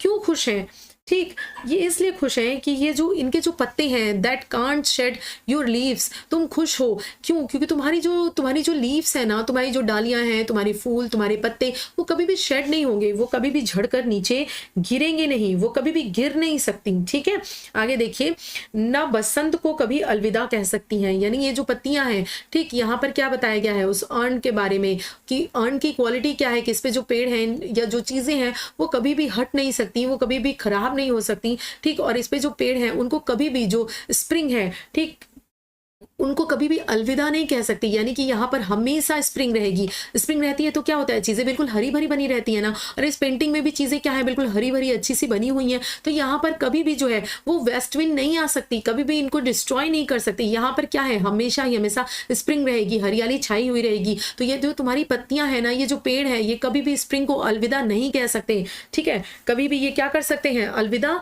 नहीं कह सकते हैं। अब यहाँ पर देखिए, क्या जो ये पत्तियां हैं, ये क्या कैसे अलविदा कहेंगी, क्या ये ह्यूमन है? तो इन्हें ह्यूमन क्वालिटीज दी गई हैं। तो यहाँ पर क्या है, पर्सोनिफिकेशन का यूज हुआ है। तो यहाँ पर वही कहा जा रहा है कि ये पत्तियां कैसी हैं, बिल्कुल खुश हैं, क्योंकि ये कभी शेड नहीं हो सकती, ये कभी गिर नहीं सकती, इनको स्प्रिंग कभी भी अलविदा या बाय नहीं कह सकता है। आगे देखिए, आगे वो कह रही हैं एंड हैप्पी मेलोडियस, यानी कि ये, और जो है ये सुखी जो संगीतज्ञ हैं, ये अनवियर्ड है, यानी कि अथक हैं, ये कभी थकते नहीं है। For ever piping song for ever new, यानी कि सदा के लिए, ये सदा नए के लिए मधुर गीत गाते रहते हैं। यानी कि हमेशा, ये कैसे थकेंगे भाई, क्योंकि ये फिजिकल फॉर्म में नहीं है, ये कोई ह्यूमन बीइंग नहीं है, ये जिंदा नहीं है कि ये पाइप बजाते हुए, गीत गाते हुए ये थक जाएंगे। तो ये कभी भी न थकने वाले हैं। ये कैसे हैं, ये अथक हैं, ये सर्वदा हमेशा हमेशा क्या करेंगे, ये हमेशा हमेशा के लिए फॉर एवर न्यू सॉन्ग, हमेशा ये जो है वो गाने गाते रहेंगे, मधुर गीत क्या है, गाते रहेंगे। तो यहाँ पर वो क्या दिखाना चाह रहे हैं, एक्चुअली वो इस अर्न के स्थायित्व के बारे में, इसकी अमरता के बारे में बताना चाह रहे हैं कि यहाँ पर जो भी चीजें हैं वो कैसी हैं, वो अमर हैं, इस पे बनी हुई चीजें कभी भी खराब नहीं हो सकती, इन्हें टाइम कभी भी खराब नहीं कर सकता, इन्हें कोई भी चीज खराब नहीं कर सकती है। ठीक है, और इनके ऊपर तो टाइम का भी बहुत धीमा असर पड़ता है। आगे देखिए, more happy love, more happy happy love, आगे वो कह रहे हैं और भी सुखी प्रेम, और सुखी सुखी प्रेम सदा गर्म एंड आनंदित रहने के लिए, क्या, for ever warm and still be enjoyed, for ever painting and for ever young, यानी कि सदा जो है वो गर्म और आनंदित रहने के लिए, सदा हाफती और सदा युवा रहने के लिए। ठीक, ये सारी चीजें क्या है, बिल्कुल हमेशा के लिए वैसी ही बनी रहेंगी, युवा बनी रहेंगी, यानी कि ये अपनी स्थायित्व को, अपनी दृढ़ता को दिखा रही हैं। ठीक, उससे ये अपने विचार को क्या कर रहे हैं, बता रहे हैं कि इस अस्थि कलश पर जो वृक्ष है ना, उनके पत्ते कभी भी झड़ेंगे नहीं, वो हमेशा स्थायी बने रहेंगे, वो हमेशा बसंत का आनंद लेते रहेंगे। यहाँ पर जो संगीतज्ञ है, जो हैप्पी मेलोडिस्ट है, ये कभी भी नहीं थकेगा, ये हमेशा जो पाइप है, जो बांसुरी है, वो बजाता रहेगा, गाता रहेगा, और सदैव नया ताजा जो गीत है, ये जो ताजगी है, वो हमेशा बनी रहेगी। और ये जो प्रेमी है, ये सुखी है, क्योंकि इसका जो प्रेम है ना, वो कभी भी नहीं बदलेगा, क्योंकि वो हमेशा ही युवा और आवेगपूर्ण बना रहेगा, यानी कि फॉर एवर यंग बना रहेगा। वो कभी भी जो है उसके ऊपर जो है वो कभी भी ओल्ड नहीं होगा, कभी भी उसकी बिलव्ड की ब्यूटी नहीं जाएगी। तो हमेशा वो कैसा, फॉर एवर खुश, इंजॉय, और हमेशा जो है वो यंग बना रहेगा। ठीक, हमेशा युवा, बिल्कुल आवेशपूर्ण हमेशा बना रहेगा। वो सदा उसके लिए हर्ष का स्रोत बना रहेगा। ठीक, क्योंकि प्रत्येक क्षण वह अपनी प्रेमिका का क्या करेगा, चुंबन लेने की कोशिश करेगा, उसे किस करने की कोशिश करेगा, लेकिन हाँ, वो किस नहीं कर पाएगा। तो उससे क्या है, उसका जो पैशन है लव के प्रति, वो बना रहेगा। क्योंकि कहते हैं ना कि जब लव में जो है ये सारी चीज़ें जो फिजिकल फॉर्म में है, इसके बाद जो आपका अट्रैक्शन है, वो आपके फिजिकली इंटीमेट होने के बाद वो चीज़ें चली जाती हैं। ऐसा फिजिकली चीज़ें होती हैं हमारे ह्यूमन बीइंग में। लेकिन यहाँ पर क्या कहा जा रहा है, क्योंकि वो जो बॉय है वो हमेशा यंग बना रहेगा, हमेशा उसके अंदर आवेश रहेगा, एक पैशन रहेगा लव का, क्योंकि वो जो अपनी बिलव्ड है, वो कभी भी अपनी बिलव्ड को किस नहीं कर पाएगा, और हमेशा कोशिश करता रहेगा, और उसकी बिलव्ड हमेशा के लिए जो है वो क्या रहेगी, बिल्कुल इसी तरह से यंग ब्यूटीफुल बनी हुई रहेगी। तो इसलिए वो हमेशा खुश रहेगा, वो कभी भी इस बात से उदास नहीं होगा कि मैं उसको कुछ किस नहीं कर पाया, या फिर वो ओल्ड हो रही है। क्यों, क्योंकि वो जो स्थिति है वो हमेशा कैसी होगी, बनी रहेगी। वो हमेशा क्या है, पैशनेट बना हुआ रहेगा। ठीक, पैशनेट रहेगा लव में, उसका प्रेम जो है वो सदा शांत और उच्च बना रहेगा। ठीक है, प्योरिटी, डिग्निटी उसके साथ में प्रेम में बनी रहेगी, जो मानवीय प्रेम से बिल्कुल भी भिन्न है, जो अंत में शोक और दुख ही लाता है। जो ह्यूमन जो प्रेम है, जो ह्यूमन लव है, वो क्या होता है, स्टार्टिंग में लव में तो सब कुछ अच्छा लगता है, लेकिन धीरे ही धीरे जैसे वो फिजिकल इंटीमेट होते हैं या टाइम स्पेंड करते हैं, तो टाइम का उनके ऊपर असर होता है और धीरे धीरे क्या होता है, उनका जो प्रेम है वो खत्म हो जाता है और उनके प्रेम में बहुत सारा दुख, बहुत सारा सौरो, एक दूसरे से अलगाव, ये सारी चीजें जो है वो होती हैं। लेकिन ये सारी चीजें इस युवा और युवक के साथ नहीं होने वाली, तो इनका जो प्रेम है वो हमेशा के लिए बना रहेगा, हमेशा जो है वो क्या है, इनको खुश करता रहेगा, हमेशा इन्हें शांत रखेगा, आनंदित रखेगा। ठीक है, तो क्लियर हो गया थर्ड स्टेंजा में आपको उन्होंने क्या बताया है, यहाँ पर इन्होंने फोकस किया है कि ये जो लड़का लड़की हैं ये किस तरह से हमेशा जो है इसी तरह से बने रहेंगे ब्यूटीफुली इस अर्न के ऊपर। नेक्स्ट आइए चलते हैं फोर्थ स्टेंजा पे। फोर्थ स्टेंजा में देखते हैं कि क्या चीजें जो है वो आपकी दी हुई हैं। ठीक, इसके बारे में देखते हैं, इस स्टेंजा के बारे में आइए देखते हैं। Who are these coming to sacrifice. ठीक, ये कौन है, ठीक, ये कौन है जो सेक्रीफाइस करने के लिए, बलि देने के लिए आ रहे हैं। ठीक, ये हैं कौन जो बलि देने के लिए आ रहे हैं। To what green altar O mysterious priest, ये रहस्यमयी पुरोहित, ठीक, जो क्या कर रहा है, हीफर यानी अपने साथ किसको, एक बच्चिया को, एक हीपर को लिए हुए आ रहा है, यानी कि इसकी ही बलि जो है वो दी जाने वाली है। और ये लोग इसके साथ, ये जो मिस्टीरियस प्रीस्ट है, ये बिल्कुल मिस्टीरियस सा लग रहा है, पता नहीं कि ये क्यों आ रहे हैं, ये लोग क्यों इसकी बलि देना चाह रहे हैं, क्या रीजन है, ये तो मिस्ट्री है, मिस्टीरियस प्रीस्ट है, और ये क्यों जो है ये हीफर को, इसको क्यों ले करके आ रहा है। ठीक, क्या रीजन है कि वो जो है इस बच्चिया को लिए हुए आ रहा है। ये बच्चिया क्या कर रही है, इसको मैं पढ़ देती हूँ, एक्चुअली मैंने इसे पढ़ा नहीं, पढ़ देती हूँ मैं इसका। Who are these coming to sacrifice, यानी कि ये कौन लोग हैं जो सारे के सारे चले आ रहे हैं इधर की तरफ सेक्रीफाइस करने के लिए। To what green altar O mysterious priest leaders thou that he for lowing at the skies and all her silken flags with garland breast. What little town by river or seashore or mountain built with peaceful citadel is emptied of this fog, this pious mourn, and little town, the streets forevermore will silent be, and not a soul to tell why thou art desolate can ever return. ठीक, अब इसके बारे में बात करते हैं। तो यहाँ पर एक्चुअली वो पूरे अर्न में जितनी भी चित्रकारी है, जो भी चीज़ें बनी हुई हैं, ठीक, इसके बारे में एक एक चीज़ को वो क्या कर रहे हैं, एक एक चीज को वो क्या कर रहे हैं, देख रहे हैं ध्यान से, और देखकर क्या कर रहे हैं, बता रहे हैं, क्वेश्चन कर रहे हैं। जो चीजें उन्हें समझ में आ जा रही है उसके बारे में क्वेश्चन कर रहे हैं। कुछ चीजों के बारे में वो बहुत ही आयरॉनिकली क्वेश्चन कर रहे हैं। अब यहाँ पर देखिए, आप इसको रिटोरिक क्वेश्चन भी बोल सकते हो, क्योंकि रिटोरिक क्वेश्चन वो क्वेश्चन है जिसका आंसर हमें पता होता है, वो रिटोरिक क्वेश्चन है। लेकिन इसे आप एक और फिगर ऑफ स्पीच का नाम दे सकते हो, उसे बोलते हैं एरोटिस। क्या बोलते हैं, एरोटिसिस बोलते हैं। इसका मीनिंग ये होता है कि ये एक इस तरह का क्वेश्चन होता है जिसका उन्हें कॉन्फिडेंस होता है कि इसका एक नेगेटिव आंसर है। कैसा, एक नेगेटिव आंसर है, उन्हें इस बात की बहुत श्योरिटी होती है, बहुत कॉन्फिडेंस होता है। तो इस तरह के क्वेश्चंस को क्या बोलते हैं हम, ये फिगर ऑफ स्पीच बोलते हैं। इसको आप ध्यान रखिएगा। रिटोरिकल क्वेश्चन तो सभी को पता है, रिटोरिकल क्वेश्चन आ जाएगा तो आप एग्जाम में कर ही लोगे। लेकिन कई बार अगर मान लीजिए एग्जाम में रिटोरिकल नहीं लिख कर आता है, ये लिख कर आता है, तो आप इस पर भी टिक कर दोगे। ठीक, एवरी सिंगल छोटी छोटी चीज में आपको ध्यान रख रही हूँ। अब आपका काम है इन चीजों को ध्यान देना, नोट्स बनाना। अगर आप नहीं बनाते हो, मिस्टेक करते हो, तो फिर ये आपकी गलती होगी। और क्या, आपको तो पता ही है मैं क्या कहना चाहती हूँ। मेरे दिल की बात समझ रहे हैं ना आप? हाँ, मुझे लगता है आप समझ रहे हैं, तो कर दीजिए। समझ रहे हैं तो कर दीजिए लाइक, शेयर एंड सब्सक्राइब, ताकि मेरी जो ये मेहनत है ये और बच्चों तक पहुँचे। वो बच्चे जिन्हें फ्री में चीज़ें पढ़नी है, जिन्हें ज़रूरत है, जो पैसे अफोर्ड नहीं कर पा रहे हैं, हमारे आपके पास अगर चीज़ें हैं, हम इजीली चीज़ों को एक्सेस कर रहे हैं, तो ऐसा नहीं है कि हर इंसान, हर व्यक्ति के पास ये फैसिलिटीज़ हैं। तो मेरा मोटिव यही है कि मैं उस हर बच्चे तक पहुंच पाऊं जिसे इसकी नीड है, जिसे इसकी ज़रूरत है। बाकी तो बहुत सारे कोर्सेज हैं, बहुत सारे लोग पढ़ा रहे हैं, बहुत सारी चीज़ें बढ़ा रही हैं। ऐसा नहीं कि मैं सबसे बेहतर पढ़ा रही हूँ, मुझसे भी बेहतर पढ़ाने वाले लोग हैं, समझाने वाले लोग हैं। हर एक इंसान अपनी तरफ से अच्छा एफर्ट करता है, अपनी तरफ से 100% हर एक टीचर डालता है। डिपेंड करता है कि किस बच्चे को किसका समझ में आ रहा है। तो अगर आपको मेरी मेहनत, मेरी चीज़ें समझ में आ रही हैं तो लाइक कर दीजिए। अगर आप लाइक नहीं भी कर सकते हो तो एटलीस्ट शेयर कर दीजिए, ताकि और बच्चों तक ये चीज़ें पहुँच सके जिन्हें इसकी नीड है। बाकी आप देख लो कि आपको लाइफ में द वर्ड पसंद है या फिर लव वर्ड। मैंने इन दोनों वर्ड के बारे में आपको डिटेल से बताया है, ठीक है।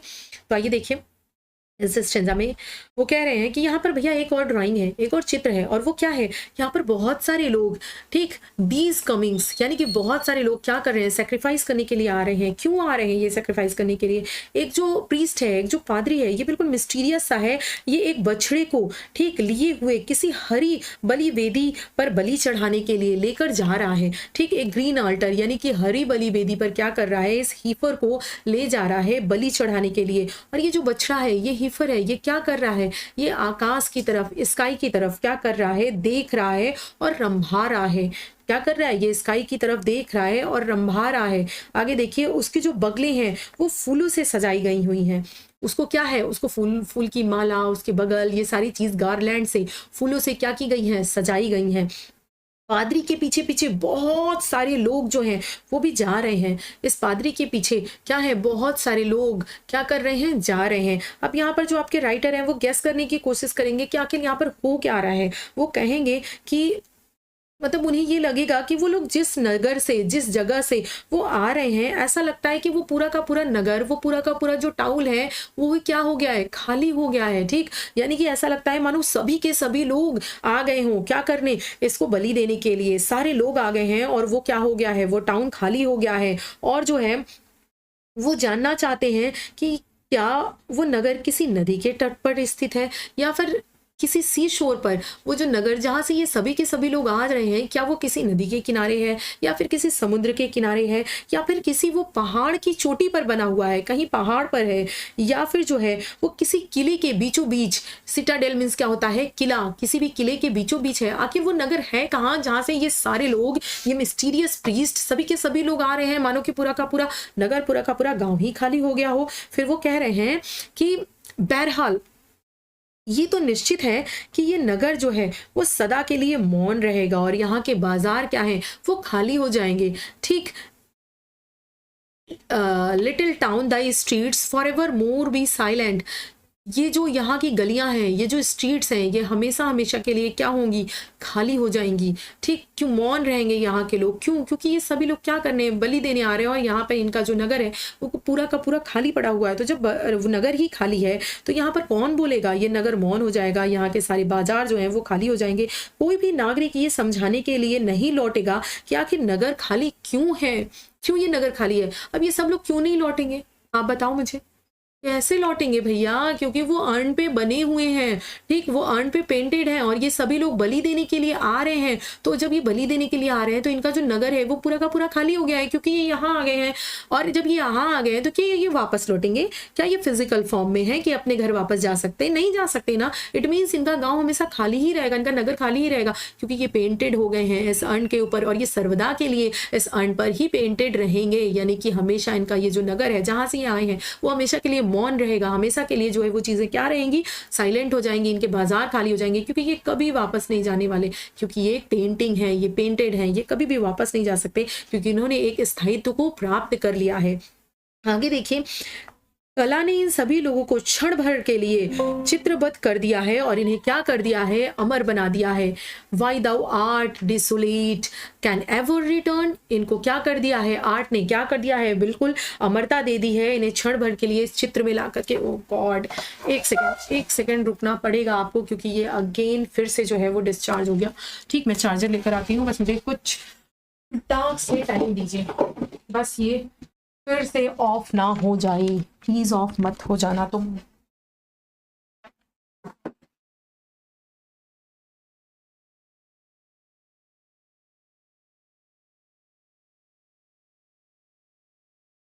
चलिए, थैंक गॉड ये ऑफ नहीं हुआ। मैं इसको जो है चार्ज करके रखती हूँ फुल, फिर भी एक ही वर्क को कंप्लीट कराने में ये डिस्चार्ज हो जाता है, ठीक है। तो क्या मैं कह रही थी, तो ये जो फोर्थ स्टेंजा है इसमें जो है वो ओवरऑल ऊपर से ये सारी पेंटिंग्स को देखते जा रहे हैं, तो जब ये यहाँ पहुंचे हैं तो इन्हें नगर से आते हुए लोग दिख रहे हैं जो सेक्रीफाइस करने के लिए आ रहे हैं, अपने साथ एक बछड़ा लिए हैं। आगे आगे प्रीस्ट है, बाकी सारे गांव वाले हैं। तो भैया इनके आने से सारे गांव खाली हो गए, बाजार खाली हो गए, ये सब मौन रहने वाला है, क्योंकि ये अब कभी लौट कर जाएंगे नहीं। क्यों नहीं जाएंगे? क्योंकि जो कला है, जो आर्ट ने इन्हें क्या कर दिया है, डिसोलेट, यानी कि ये सब क्या हो गए हैं, बिल्कुल स्थायित्व, अमरत्व को प्राप्त हो गए हैं, और ये अभी कभी नहीं जाने वाले। आर्ट ने इनको हमेशा के लिए अमर कर दिया है। अब आइए चलते हैं 5वें स्टेंजा पे। तब तक मैं एक घूंट पानी ले लूं, तब तक आप लोग भी सांस ले लो। सांस लो, लिटरली सांस तो ले ही रहे हो, तो थोड़ा रेस्ट कर लो।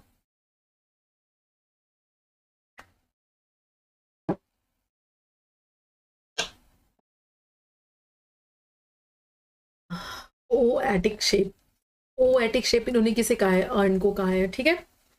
फेयर एटीट्यूड विद ब्रेड और marble man and maidens overwrought with forest branches and the trodden weed, thou silent form does tease us out of thought, as does eternity. Cold pastoral, sorry, L नहीं देखा मैंने, cold pastoral, when old age shall this generation waste, thou shalt remain in midst of other woe than others, a friend to man, to whom thou sayest, beauty is truth, truth beauty, that is all you know on earth and all ye need to know. तो ये वाली जो line है इसको बहुत अच्छे से याद कर लीजिएगा आप लोग, ठीक है। तो आगे बढ़े, वो क्या कह रहे हैं आगे देखते हैं हम, ठीक है। ये जो आपका अर्न है, इसके लिए ये लास्ट जो 5वां है वो है। तो यहाँ पर एपोस्ट्रोफी एक्चुअली है, क्योंकि यहाँ पर देखिए इन्होंने क्या किया है, इसको संबोधित किया है, ठीक। इस अर्न को ओ एटिक शेप बोला है। आगे देखिए फेयर एटीट्यूड, यानी कि फेयर एटीट्यूड मतलब सुंदर भाव।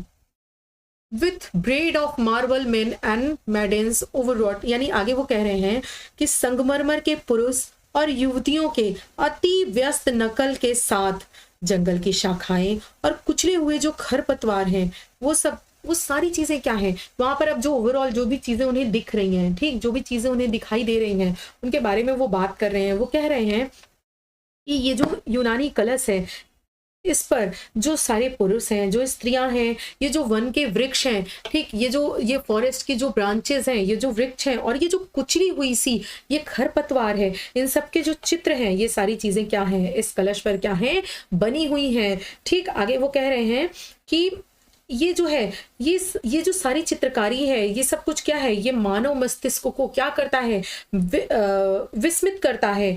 जिस प्रकार स्वयं शाश्वतता करती है, इटर्निटी जिस प्रकार से मानव मस्तिष्क को विस्मित करती है, उसी तरह से ये सारी जो आर्ट की फॉर्म है, इस पे जो सारी चीजें बनी हुई हैं, वो क्या है, वो विस्मित कर रही हैं, ठीक।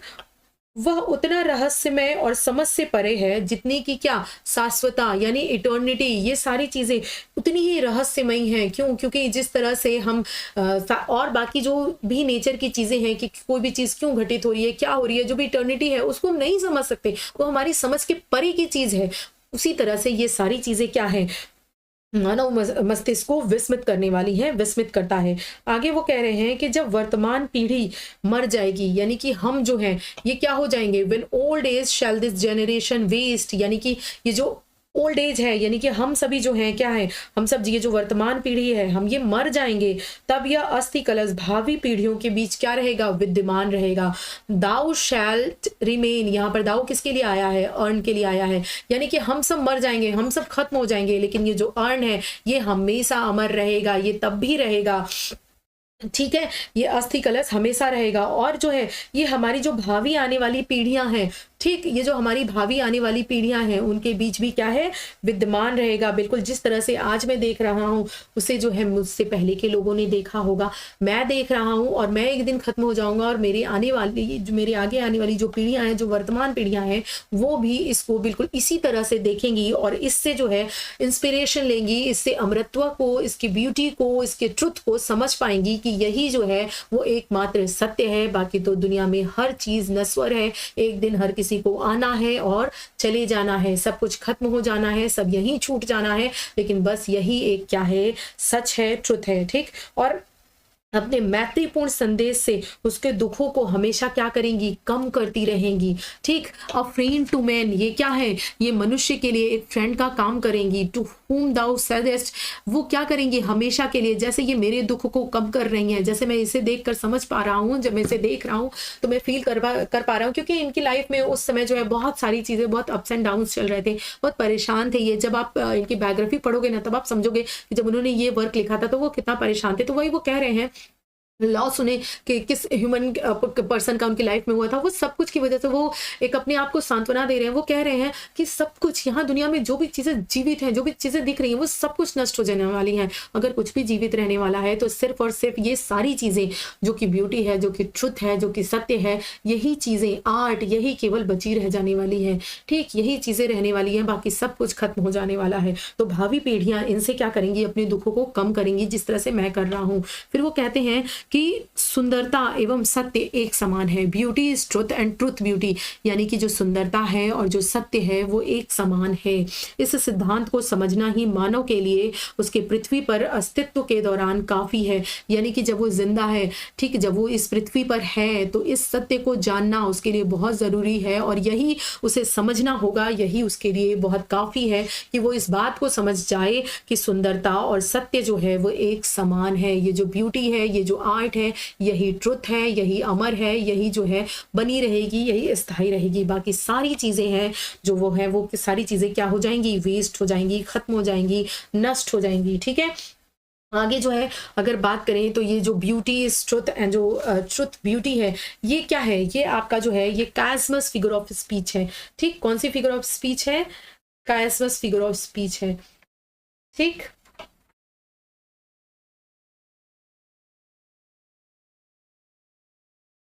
कायस्मस फिगर ऑफ स्पीच है कौन सी, the beauty is truth and truth beauty.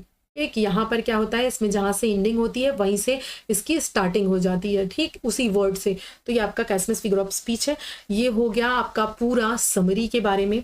ठीक, तो समरी ही मैं आज डालूंगी, क्योंकि काफी टाइम हो गया है और बोलते बोलते ना मुझे बहुत ज्यादा जिसे बोलते हैं हेडेक हो रहा है, अभी बहुत ज़्यादा सर दर्द हो रहा है और टाइम भी काफ़ी ज़्यादा हो गया है, 10 बज गए हैं, तो अब मुझे इसे बंद करना पड़ेगा। तो आज मैं आपके लिए समरी डाल रही हूँ, कल मैं बाकी की चीज़ें इसमें जो भी दी हुई हैं, देखिए ये जैसे कि आपकी फिगर ऑफ स्पीच है, ठीक है, कौन कौन सी है ये सारी चीज़ें। ये आपको फिगर ऑफ स्पीच डिस्कस ही कर दूँ क्या, नहीं चलिए बाद में ही करूँगी। ठीक है, तो ये क्योंकि मैक्सिमम तो मैंने आपको बता दिया है, थोड़ी बहुत ही बची है जो आपको बतानी है।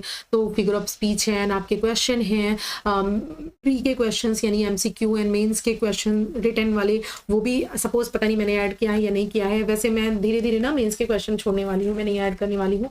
रीजन उसके पीछे ये है कि मुझे यार गाइज आप लोगों का रिस्पांस नहीं आता है। लिटरली आप खुद सोचो, आप मेहनत कर रहे हो, अगर आपको उसका फल ना मिले तो आपको कैसा लगेगा।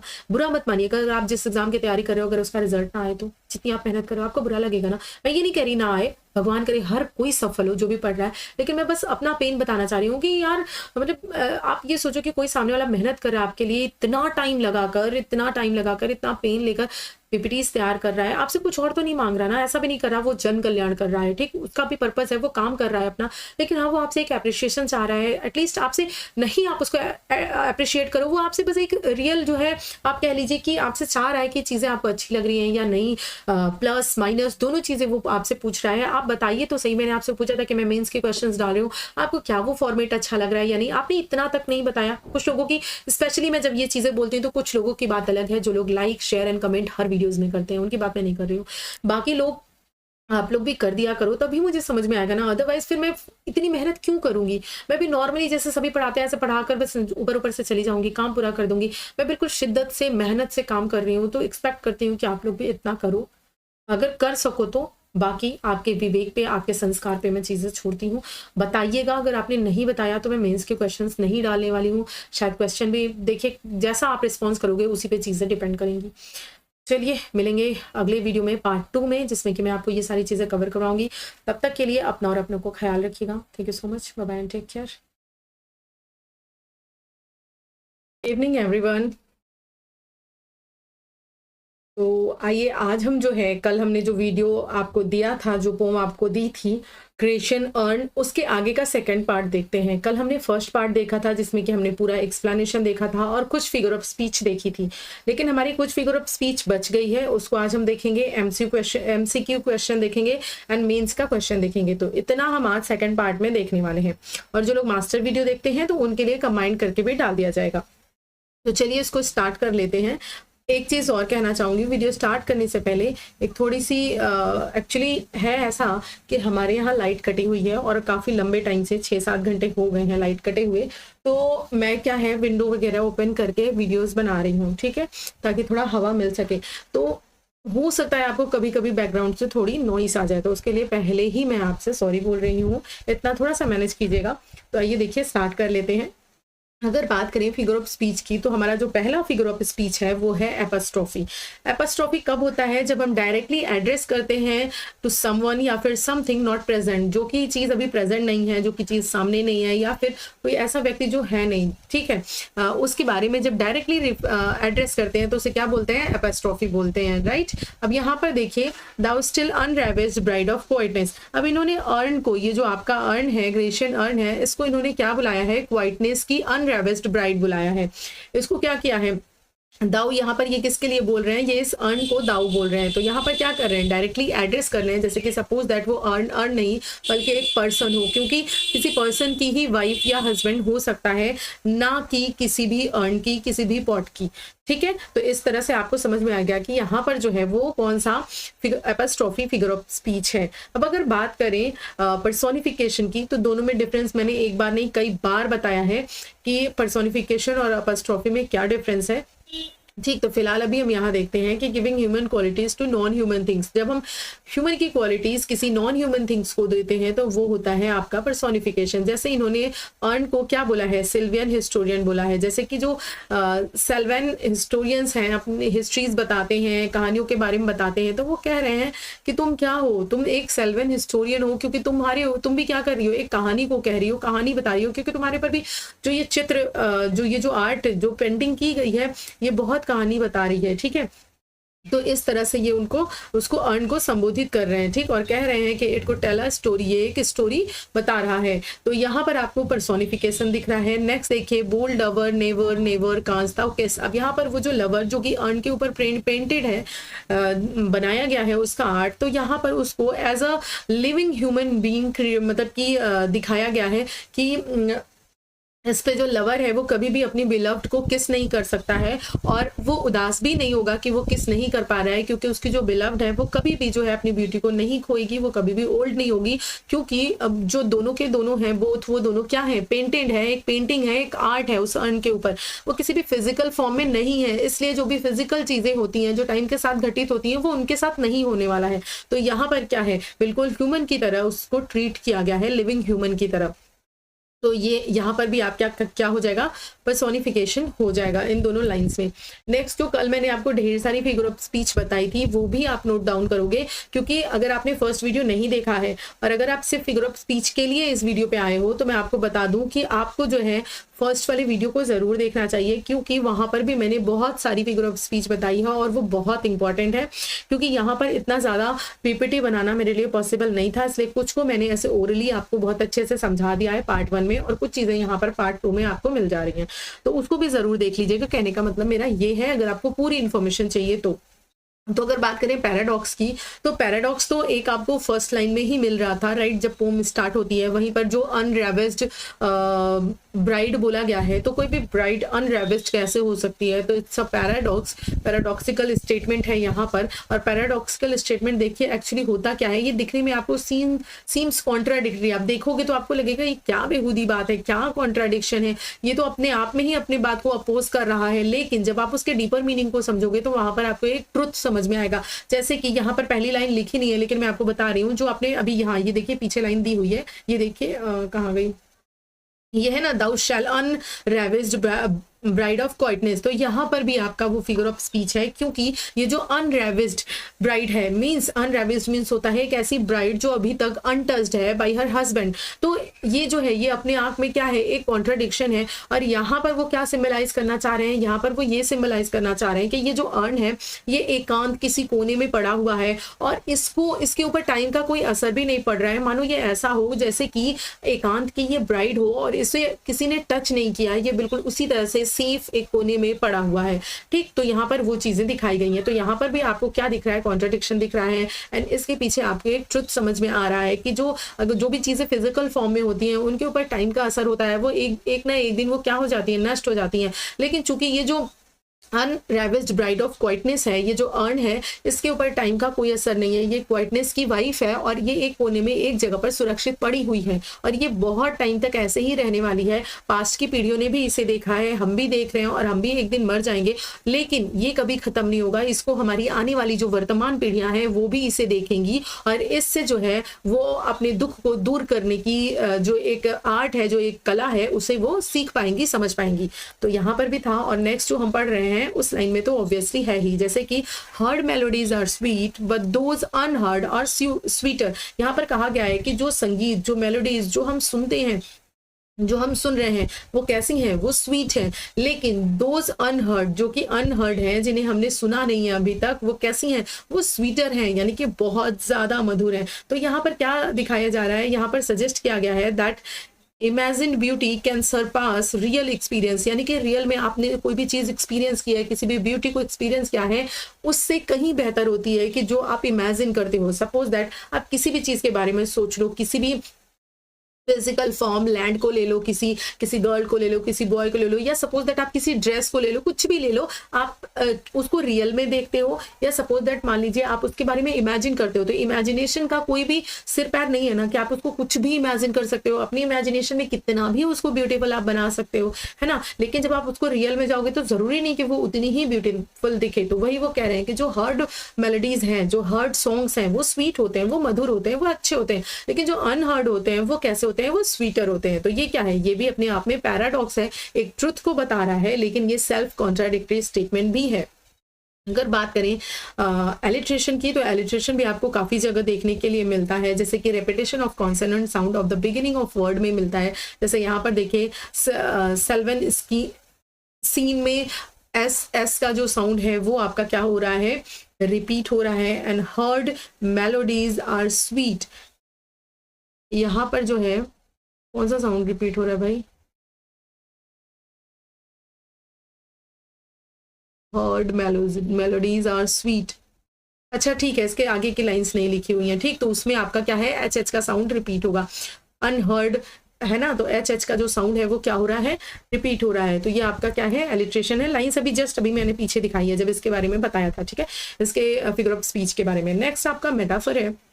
Guys like share and subscribe please करते रहिएगा, because I need your support. बिना आपके सपोर्ट के बहुत मुश्किल है इसको बहुत अच्छे से दे पाना, ठीक है। तो इसलिए like share and subscribe definitely करते रहिएगा। तो देखिए मेटाफर की अगर बात करें तो एक डायरेक्ट कंपैरिजन है विदाउट लाइक एंड एज।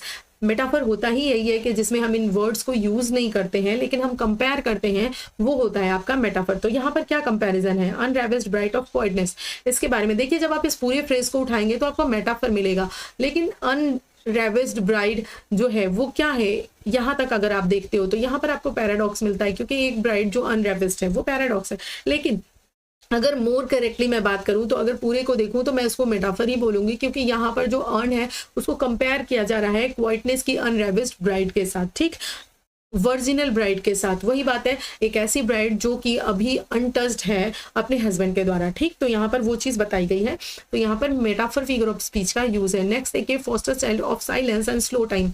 तो साइलेंस और स्लो टाइम की जो फॉस्टर चाइल्ड है, यानी कि दत्तक पुत्र है, दत्तक बच्चा है, वो कौन है, वो अर्न है। यहाँ पर उन्होंने क्या, उसकी एज और उसकी स्टिलनेस को, यानी कि उसका जो स्थायित्व है वो बना रहेगा। कितने समय तक बना रहेगा, जब तक कि उसे कोई नष्ट ना करे तब तक वो बना रहेगा, बहुत समय तक ऐसा ही रहेगा। तो उसको दिखाने के लिए इन्होंने इस लाइन का यूज किया है। अगर मैं आपको बात करूं, अगर एग्जाम में आ जाता है तो मैं आपको बोलूंगी अगर ये पूरा फ्रेज इस तरह से आ रहा है तो आप मेटाफर पे ही क्लिक करोगे, ठीक, मेटाफर पे ही जाओगे क्योंकि वो ज़्यादा सूटेबल है।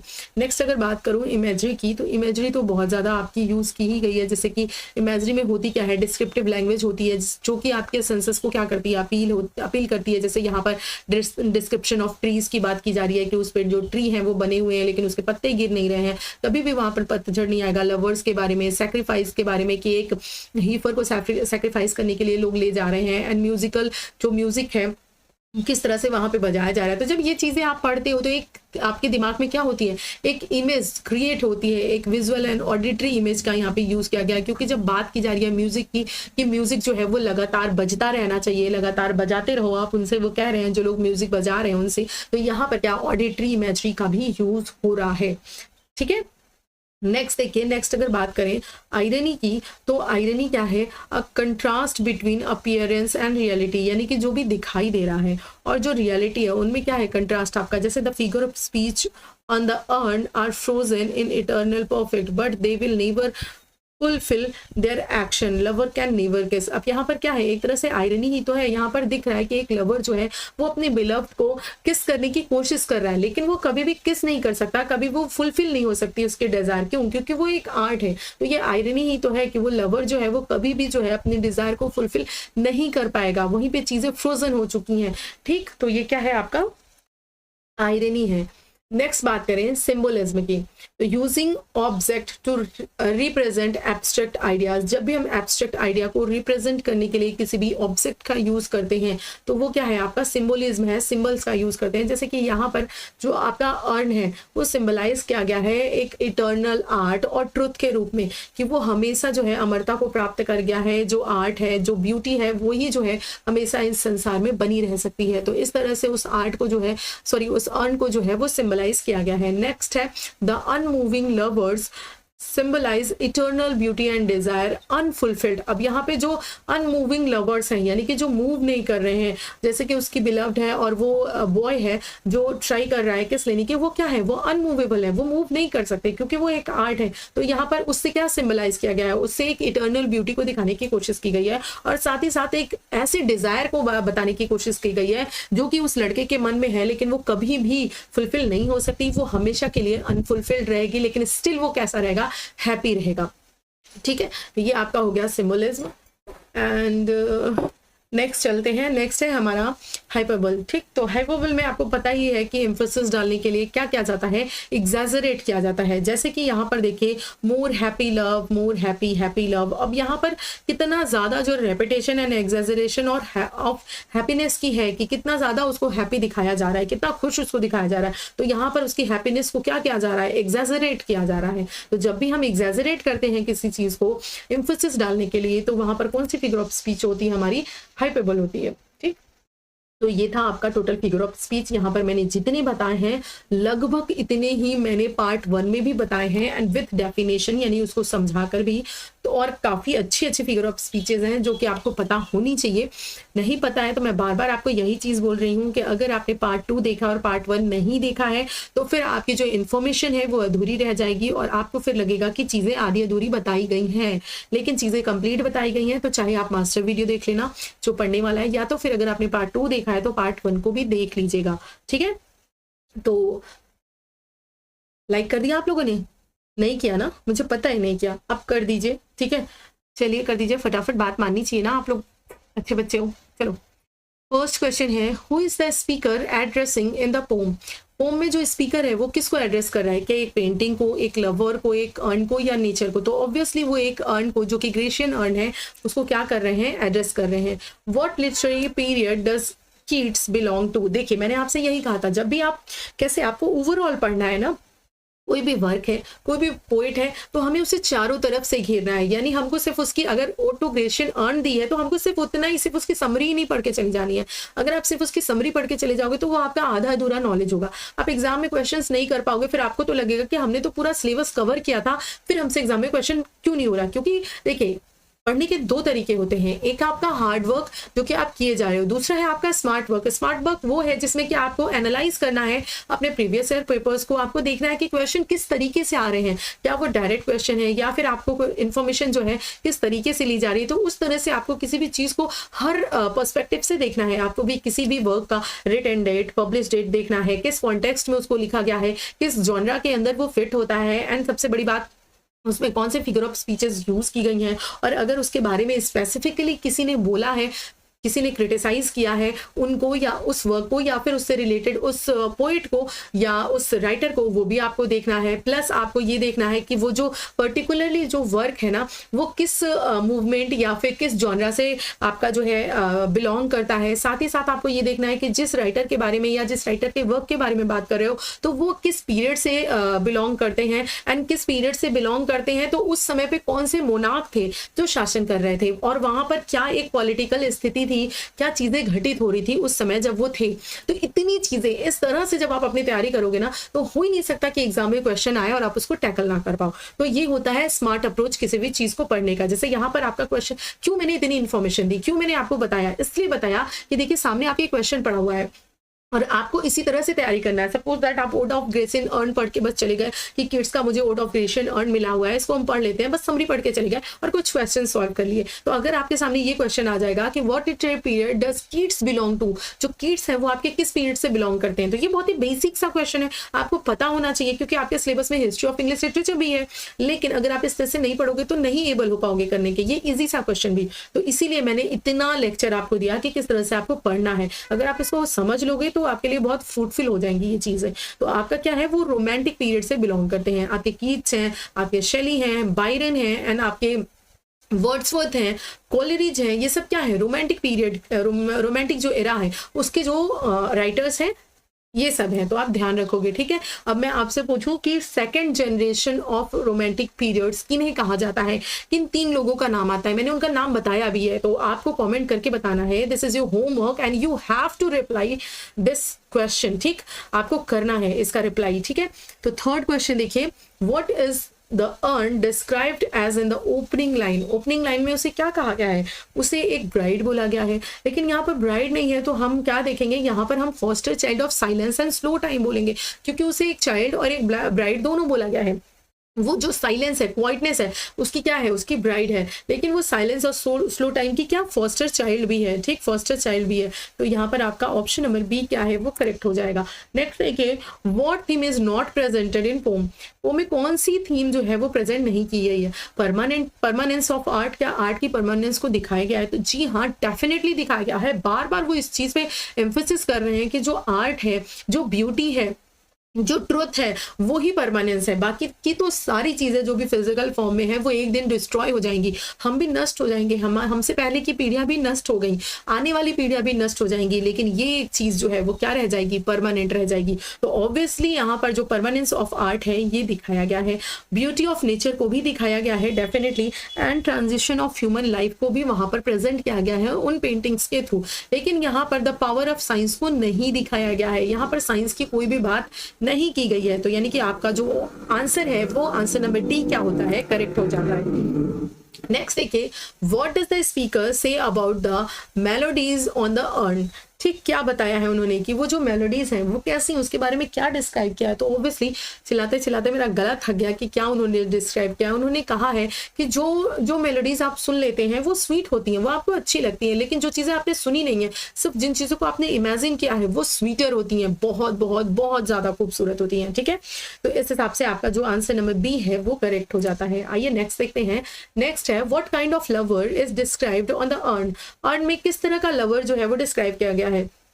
तो क्या एक मैरिड मैन है, नहीं भैया। एक मॉर्निंग लवर है, रोता हुआ, नहीं। वो लवर कैसा है, एक बोल्ड लवर है जो कि अपनी बिलव्ड को किस करने का ट्राई कर रहा है, लेकिन वो किस नहीं कर पा रहा है। A bold lover who can never kiss, कभी भी किस नहीं कर सकता वो, बिकॉज वो पेंटेड है, वो एक पेंटिंग है। तो यहाँ पर उसको जो है डिस्क्राइब किया गया है। तो आपका जो आंसर नंबर बी है, बी ऑप्शन है, वो क्या है, करेक्ट है। आइए नेक्स्ट पे चलते हैं। नेक्स्ट जो हमारा क्वेश्चन है वो है What is one of the scene depicted on the urn? Earn के ऊपर कौन सी सीन को डिपेक्ट किया गया है? क्या वहां पर वेडिंग सेरेमनी है? तो बिल्कुल नहीं, ऐसा बिल्कुल भी नहीं है।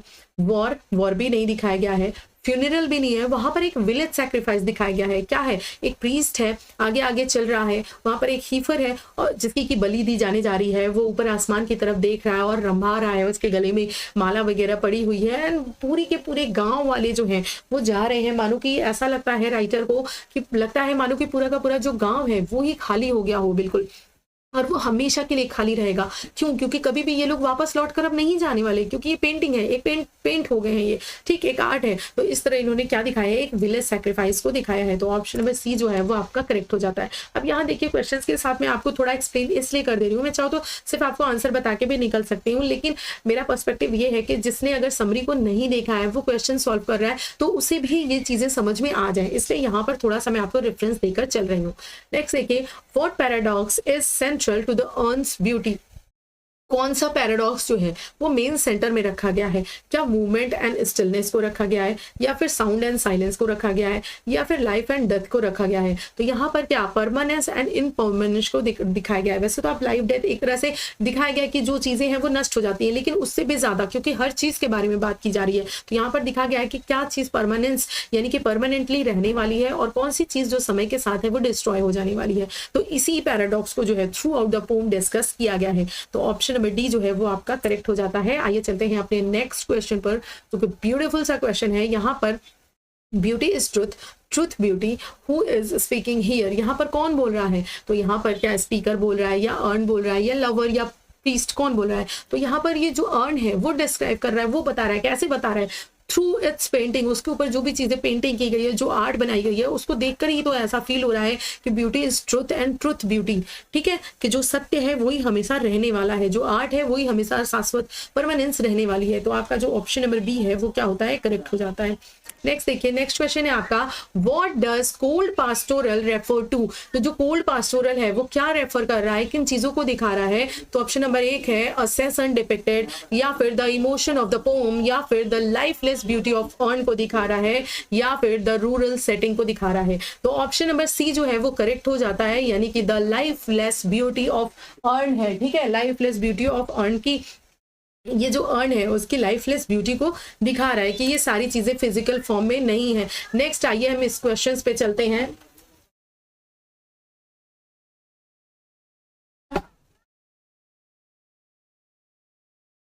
आइए चलते हैं अगले क्वेश्चन पे।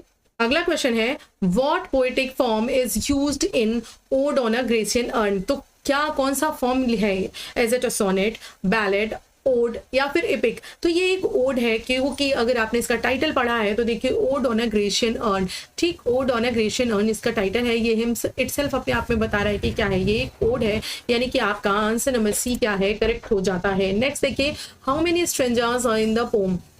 कितने स्ट्रेंजाज हैं? 5 स्ट्रेंजा है टोटल, ठीक है, कितने स्ट्रेंजा है? 5 स्ट्रेंजा है। हालांकि ये बहुत ही बेसिक सा क्वेश्चन है, लेकिन कभी कभी आपके एग्जाम में इस तरह के क्वेश्चंस भी पूछ दिए जाते हैं, तो हमें अपनी तैयारी जो है पूरी होल सोल रखनी है, ठीक है। तो what tone does the speaker mostly use through out the pome? कैसी टोन को वो रिफ्लेक्ट कर रहा है? क्या वो एंग्री है, या फिर सरकास्टिक हो रहा है, या फिर इंडिफरेंट हो रहा है? वो क्या दिखा रहा है? वो एक रिफ्लेक्टिव एंड एडमायरिंग टोन को दिखा रहा है। क्या? रिफ्लेक्टिव एंड एडमायरिंग टोन को दिखा रहा है, ठीक है। तो ऑप्शन नंबर सी जो है वो आपका करेक्ट हो जाता है। नेक्स्ट चलते हैं, what do the trees on the earn never do? जो ट्री है वो क्या करेंगी? क्या वो कभी भी मतलब कि उनके ऊपर से क्या चीजें नहीं होंगी? क्या वो ब्लूम नहीं करेंगी, स्वे नहीं होंगी, said leaves lose their spring? तो ऑब्वियसली वो कभी भी अपनी स्प्रिंग को लूज नहीं करेंगी, और जब वो स्प्रिंग को लूज नहीं करेंगी तो वो अपनी लीव्स को भी नहीं शेड करेंगी, नहीं हटाएंगी। तो इट मीन्स क्या है, वहां पर स्प्रिंग हमेशा हमेशा के लिए बरकरार रहेगी। तो ऑप्शन नंबर डी आपका क्या हो जाता है? करेक्ट हो जाता है। नेक्स्ट देखिए, क्वेश्चन नंबर 15 है। गाइस पता है ना आपको क्या करना है? ओ, जिन लोगों ने कर दिया है उन्हें थैंक यू सो मच। जिन लोगों ने नहीं किया है, थोड़ा अपने थंब को कष्ट दीजिए, जैसे कि मैं अपने गले को कष्ट दे रही हूँ, अपने हैंड को कष्ट देती हूँ आप लोगों के लिए ले आने में सेशन, तो उसी तरह से आप लोग भी थोड़ा अपने थंब को कष्ट दीजिए और लाइक कर दीजिए सेशन को। तो आइए चलिए अगला क्वेश्चन देखते हैं। The pome contrast the eternal nature of art with what, किसके साथ दिखाना चाह रहे हैं, किसके साथ कंट्रास्ट दिखाना चाह रहे हैं नेचर ऑफ आर्ट को वो, तो एक ट्रांजिशन ह्यूमन एक्सपीरियंस के साथ क्या कर रहे हैं, उसको शो करना चाह रहे हैं, दिखाना चाह रहे हैं, प्रेजेंट करना चाह रहे हैं। ठीक, ना ही उसमें नेचुरल डिजास्टर की बात है, ना ही रिलीजन, ना ही ह्यूमन सफरिंग्स की बात कर रहे हैं। वो क्या दिखाना चाह रहे हैं, इटर्नल नेचर ऑफ आर्ट को दिखाना चाह रहे हैं कि क्या ट्रांजिट ह्यूमन एक्सपीरियंस के साथ। नेक्स्ट देखिए, what emotion is evoked by the inability of the lovers to kiss, क्या चीज, कौन सा इमोशन जो है वो इवोक हो रहा है। ठीक है, जॉय, फ्रस्ट्रेशन, एनवी या फिर बिटर स्वीट एडमायरेशन। तो बिटर स्वीट एडमायरेशन है। बिटर क्यों है, क्योंकि वो अपनी बिलव्ड को किस नहीं कर पा रहा, और स्वीट क्यों है, क्योंकि वो किस नहीं कर पा रहा, फिर भी वो क्या है, हमेशा ट्राई करता रहेगा, क्योंकि वो आर्ट पे है तो वो कभी भी किस नहीं कर पाएगा, तो हमेशा ट्राई करता रहेगा, और उसको हमेशा वो खुश रहेगा कि उसकी जो उसकी बिलव्ड है, उसकी ब्यूटी बनी हुई है, वो ओल्ड नहीं हो रही है, तो हमेशा ये जो सीन है वो बनी हुई रहेगी। तो इसलिए यहाँ पे बिटर स्वीट एडमायरेशन जो है वो एक इमोशन क्या है, इवोक हो रहा है। ठीक, नेक्स्ट देखिए, what figure is not explicitly mentioned in the poem, क्या कौन सा फिगर जो है, प्रीस्ट है, ट्री है, पोइट भी आपका सॉरी ये क्या है, गॉड भी है। ठीक, लेकिन यहाँ पर क्या नहीं है, पोइट नहीं है। ठीक, पे मेंशन। तो नेक्स्ट देखिए, which device is used in sylvan historian, sylvan historian में कौन सी डिवाइस यूज हुई है, तो मेटाफर यूज हुई है। इसलिए यहाँ पर आप अगर देखो तो कहीं कहीं आपको जो है वो नहीं, मेटाफर ही है, राइट। हाँ, इसमें यहाँ पे पर्सोनिफिकेशन नहीं जाएगा, इसलिए नहीं जाएगा क्योंकि यहाँ पर उसको, लेकिन यहाँ पर एक्चुअली देखिए सेल्वियन हिस्टोरियन जो ह्यूमन क्वालिटीज हैं वो भी तो उसको दी जा रही हैं उस अर्न को। ठीक है, लेकिन यहाँ पर जो है आप देखो तो कंपैरिजन भी किया जा रहा है। सेल्वियन हिस्टोरियन किसको बुलाया जा रहा है, इस अर्न को ही बुलाया जा रहा है, उसको कंपेयर किया जा रहा है एक इतिहासकार के साथ। तो यहाँ पर क्या आपका मेटाफर भी होगा। ठीक, तो आप अपने एग्जाम में देख लीजिएगा कि क्या ऑप्शन आया हुआ है।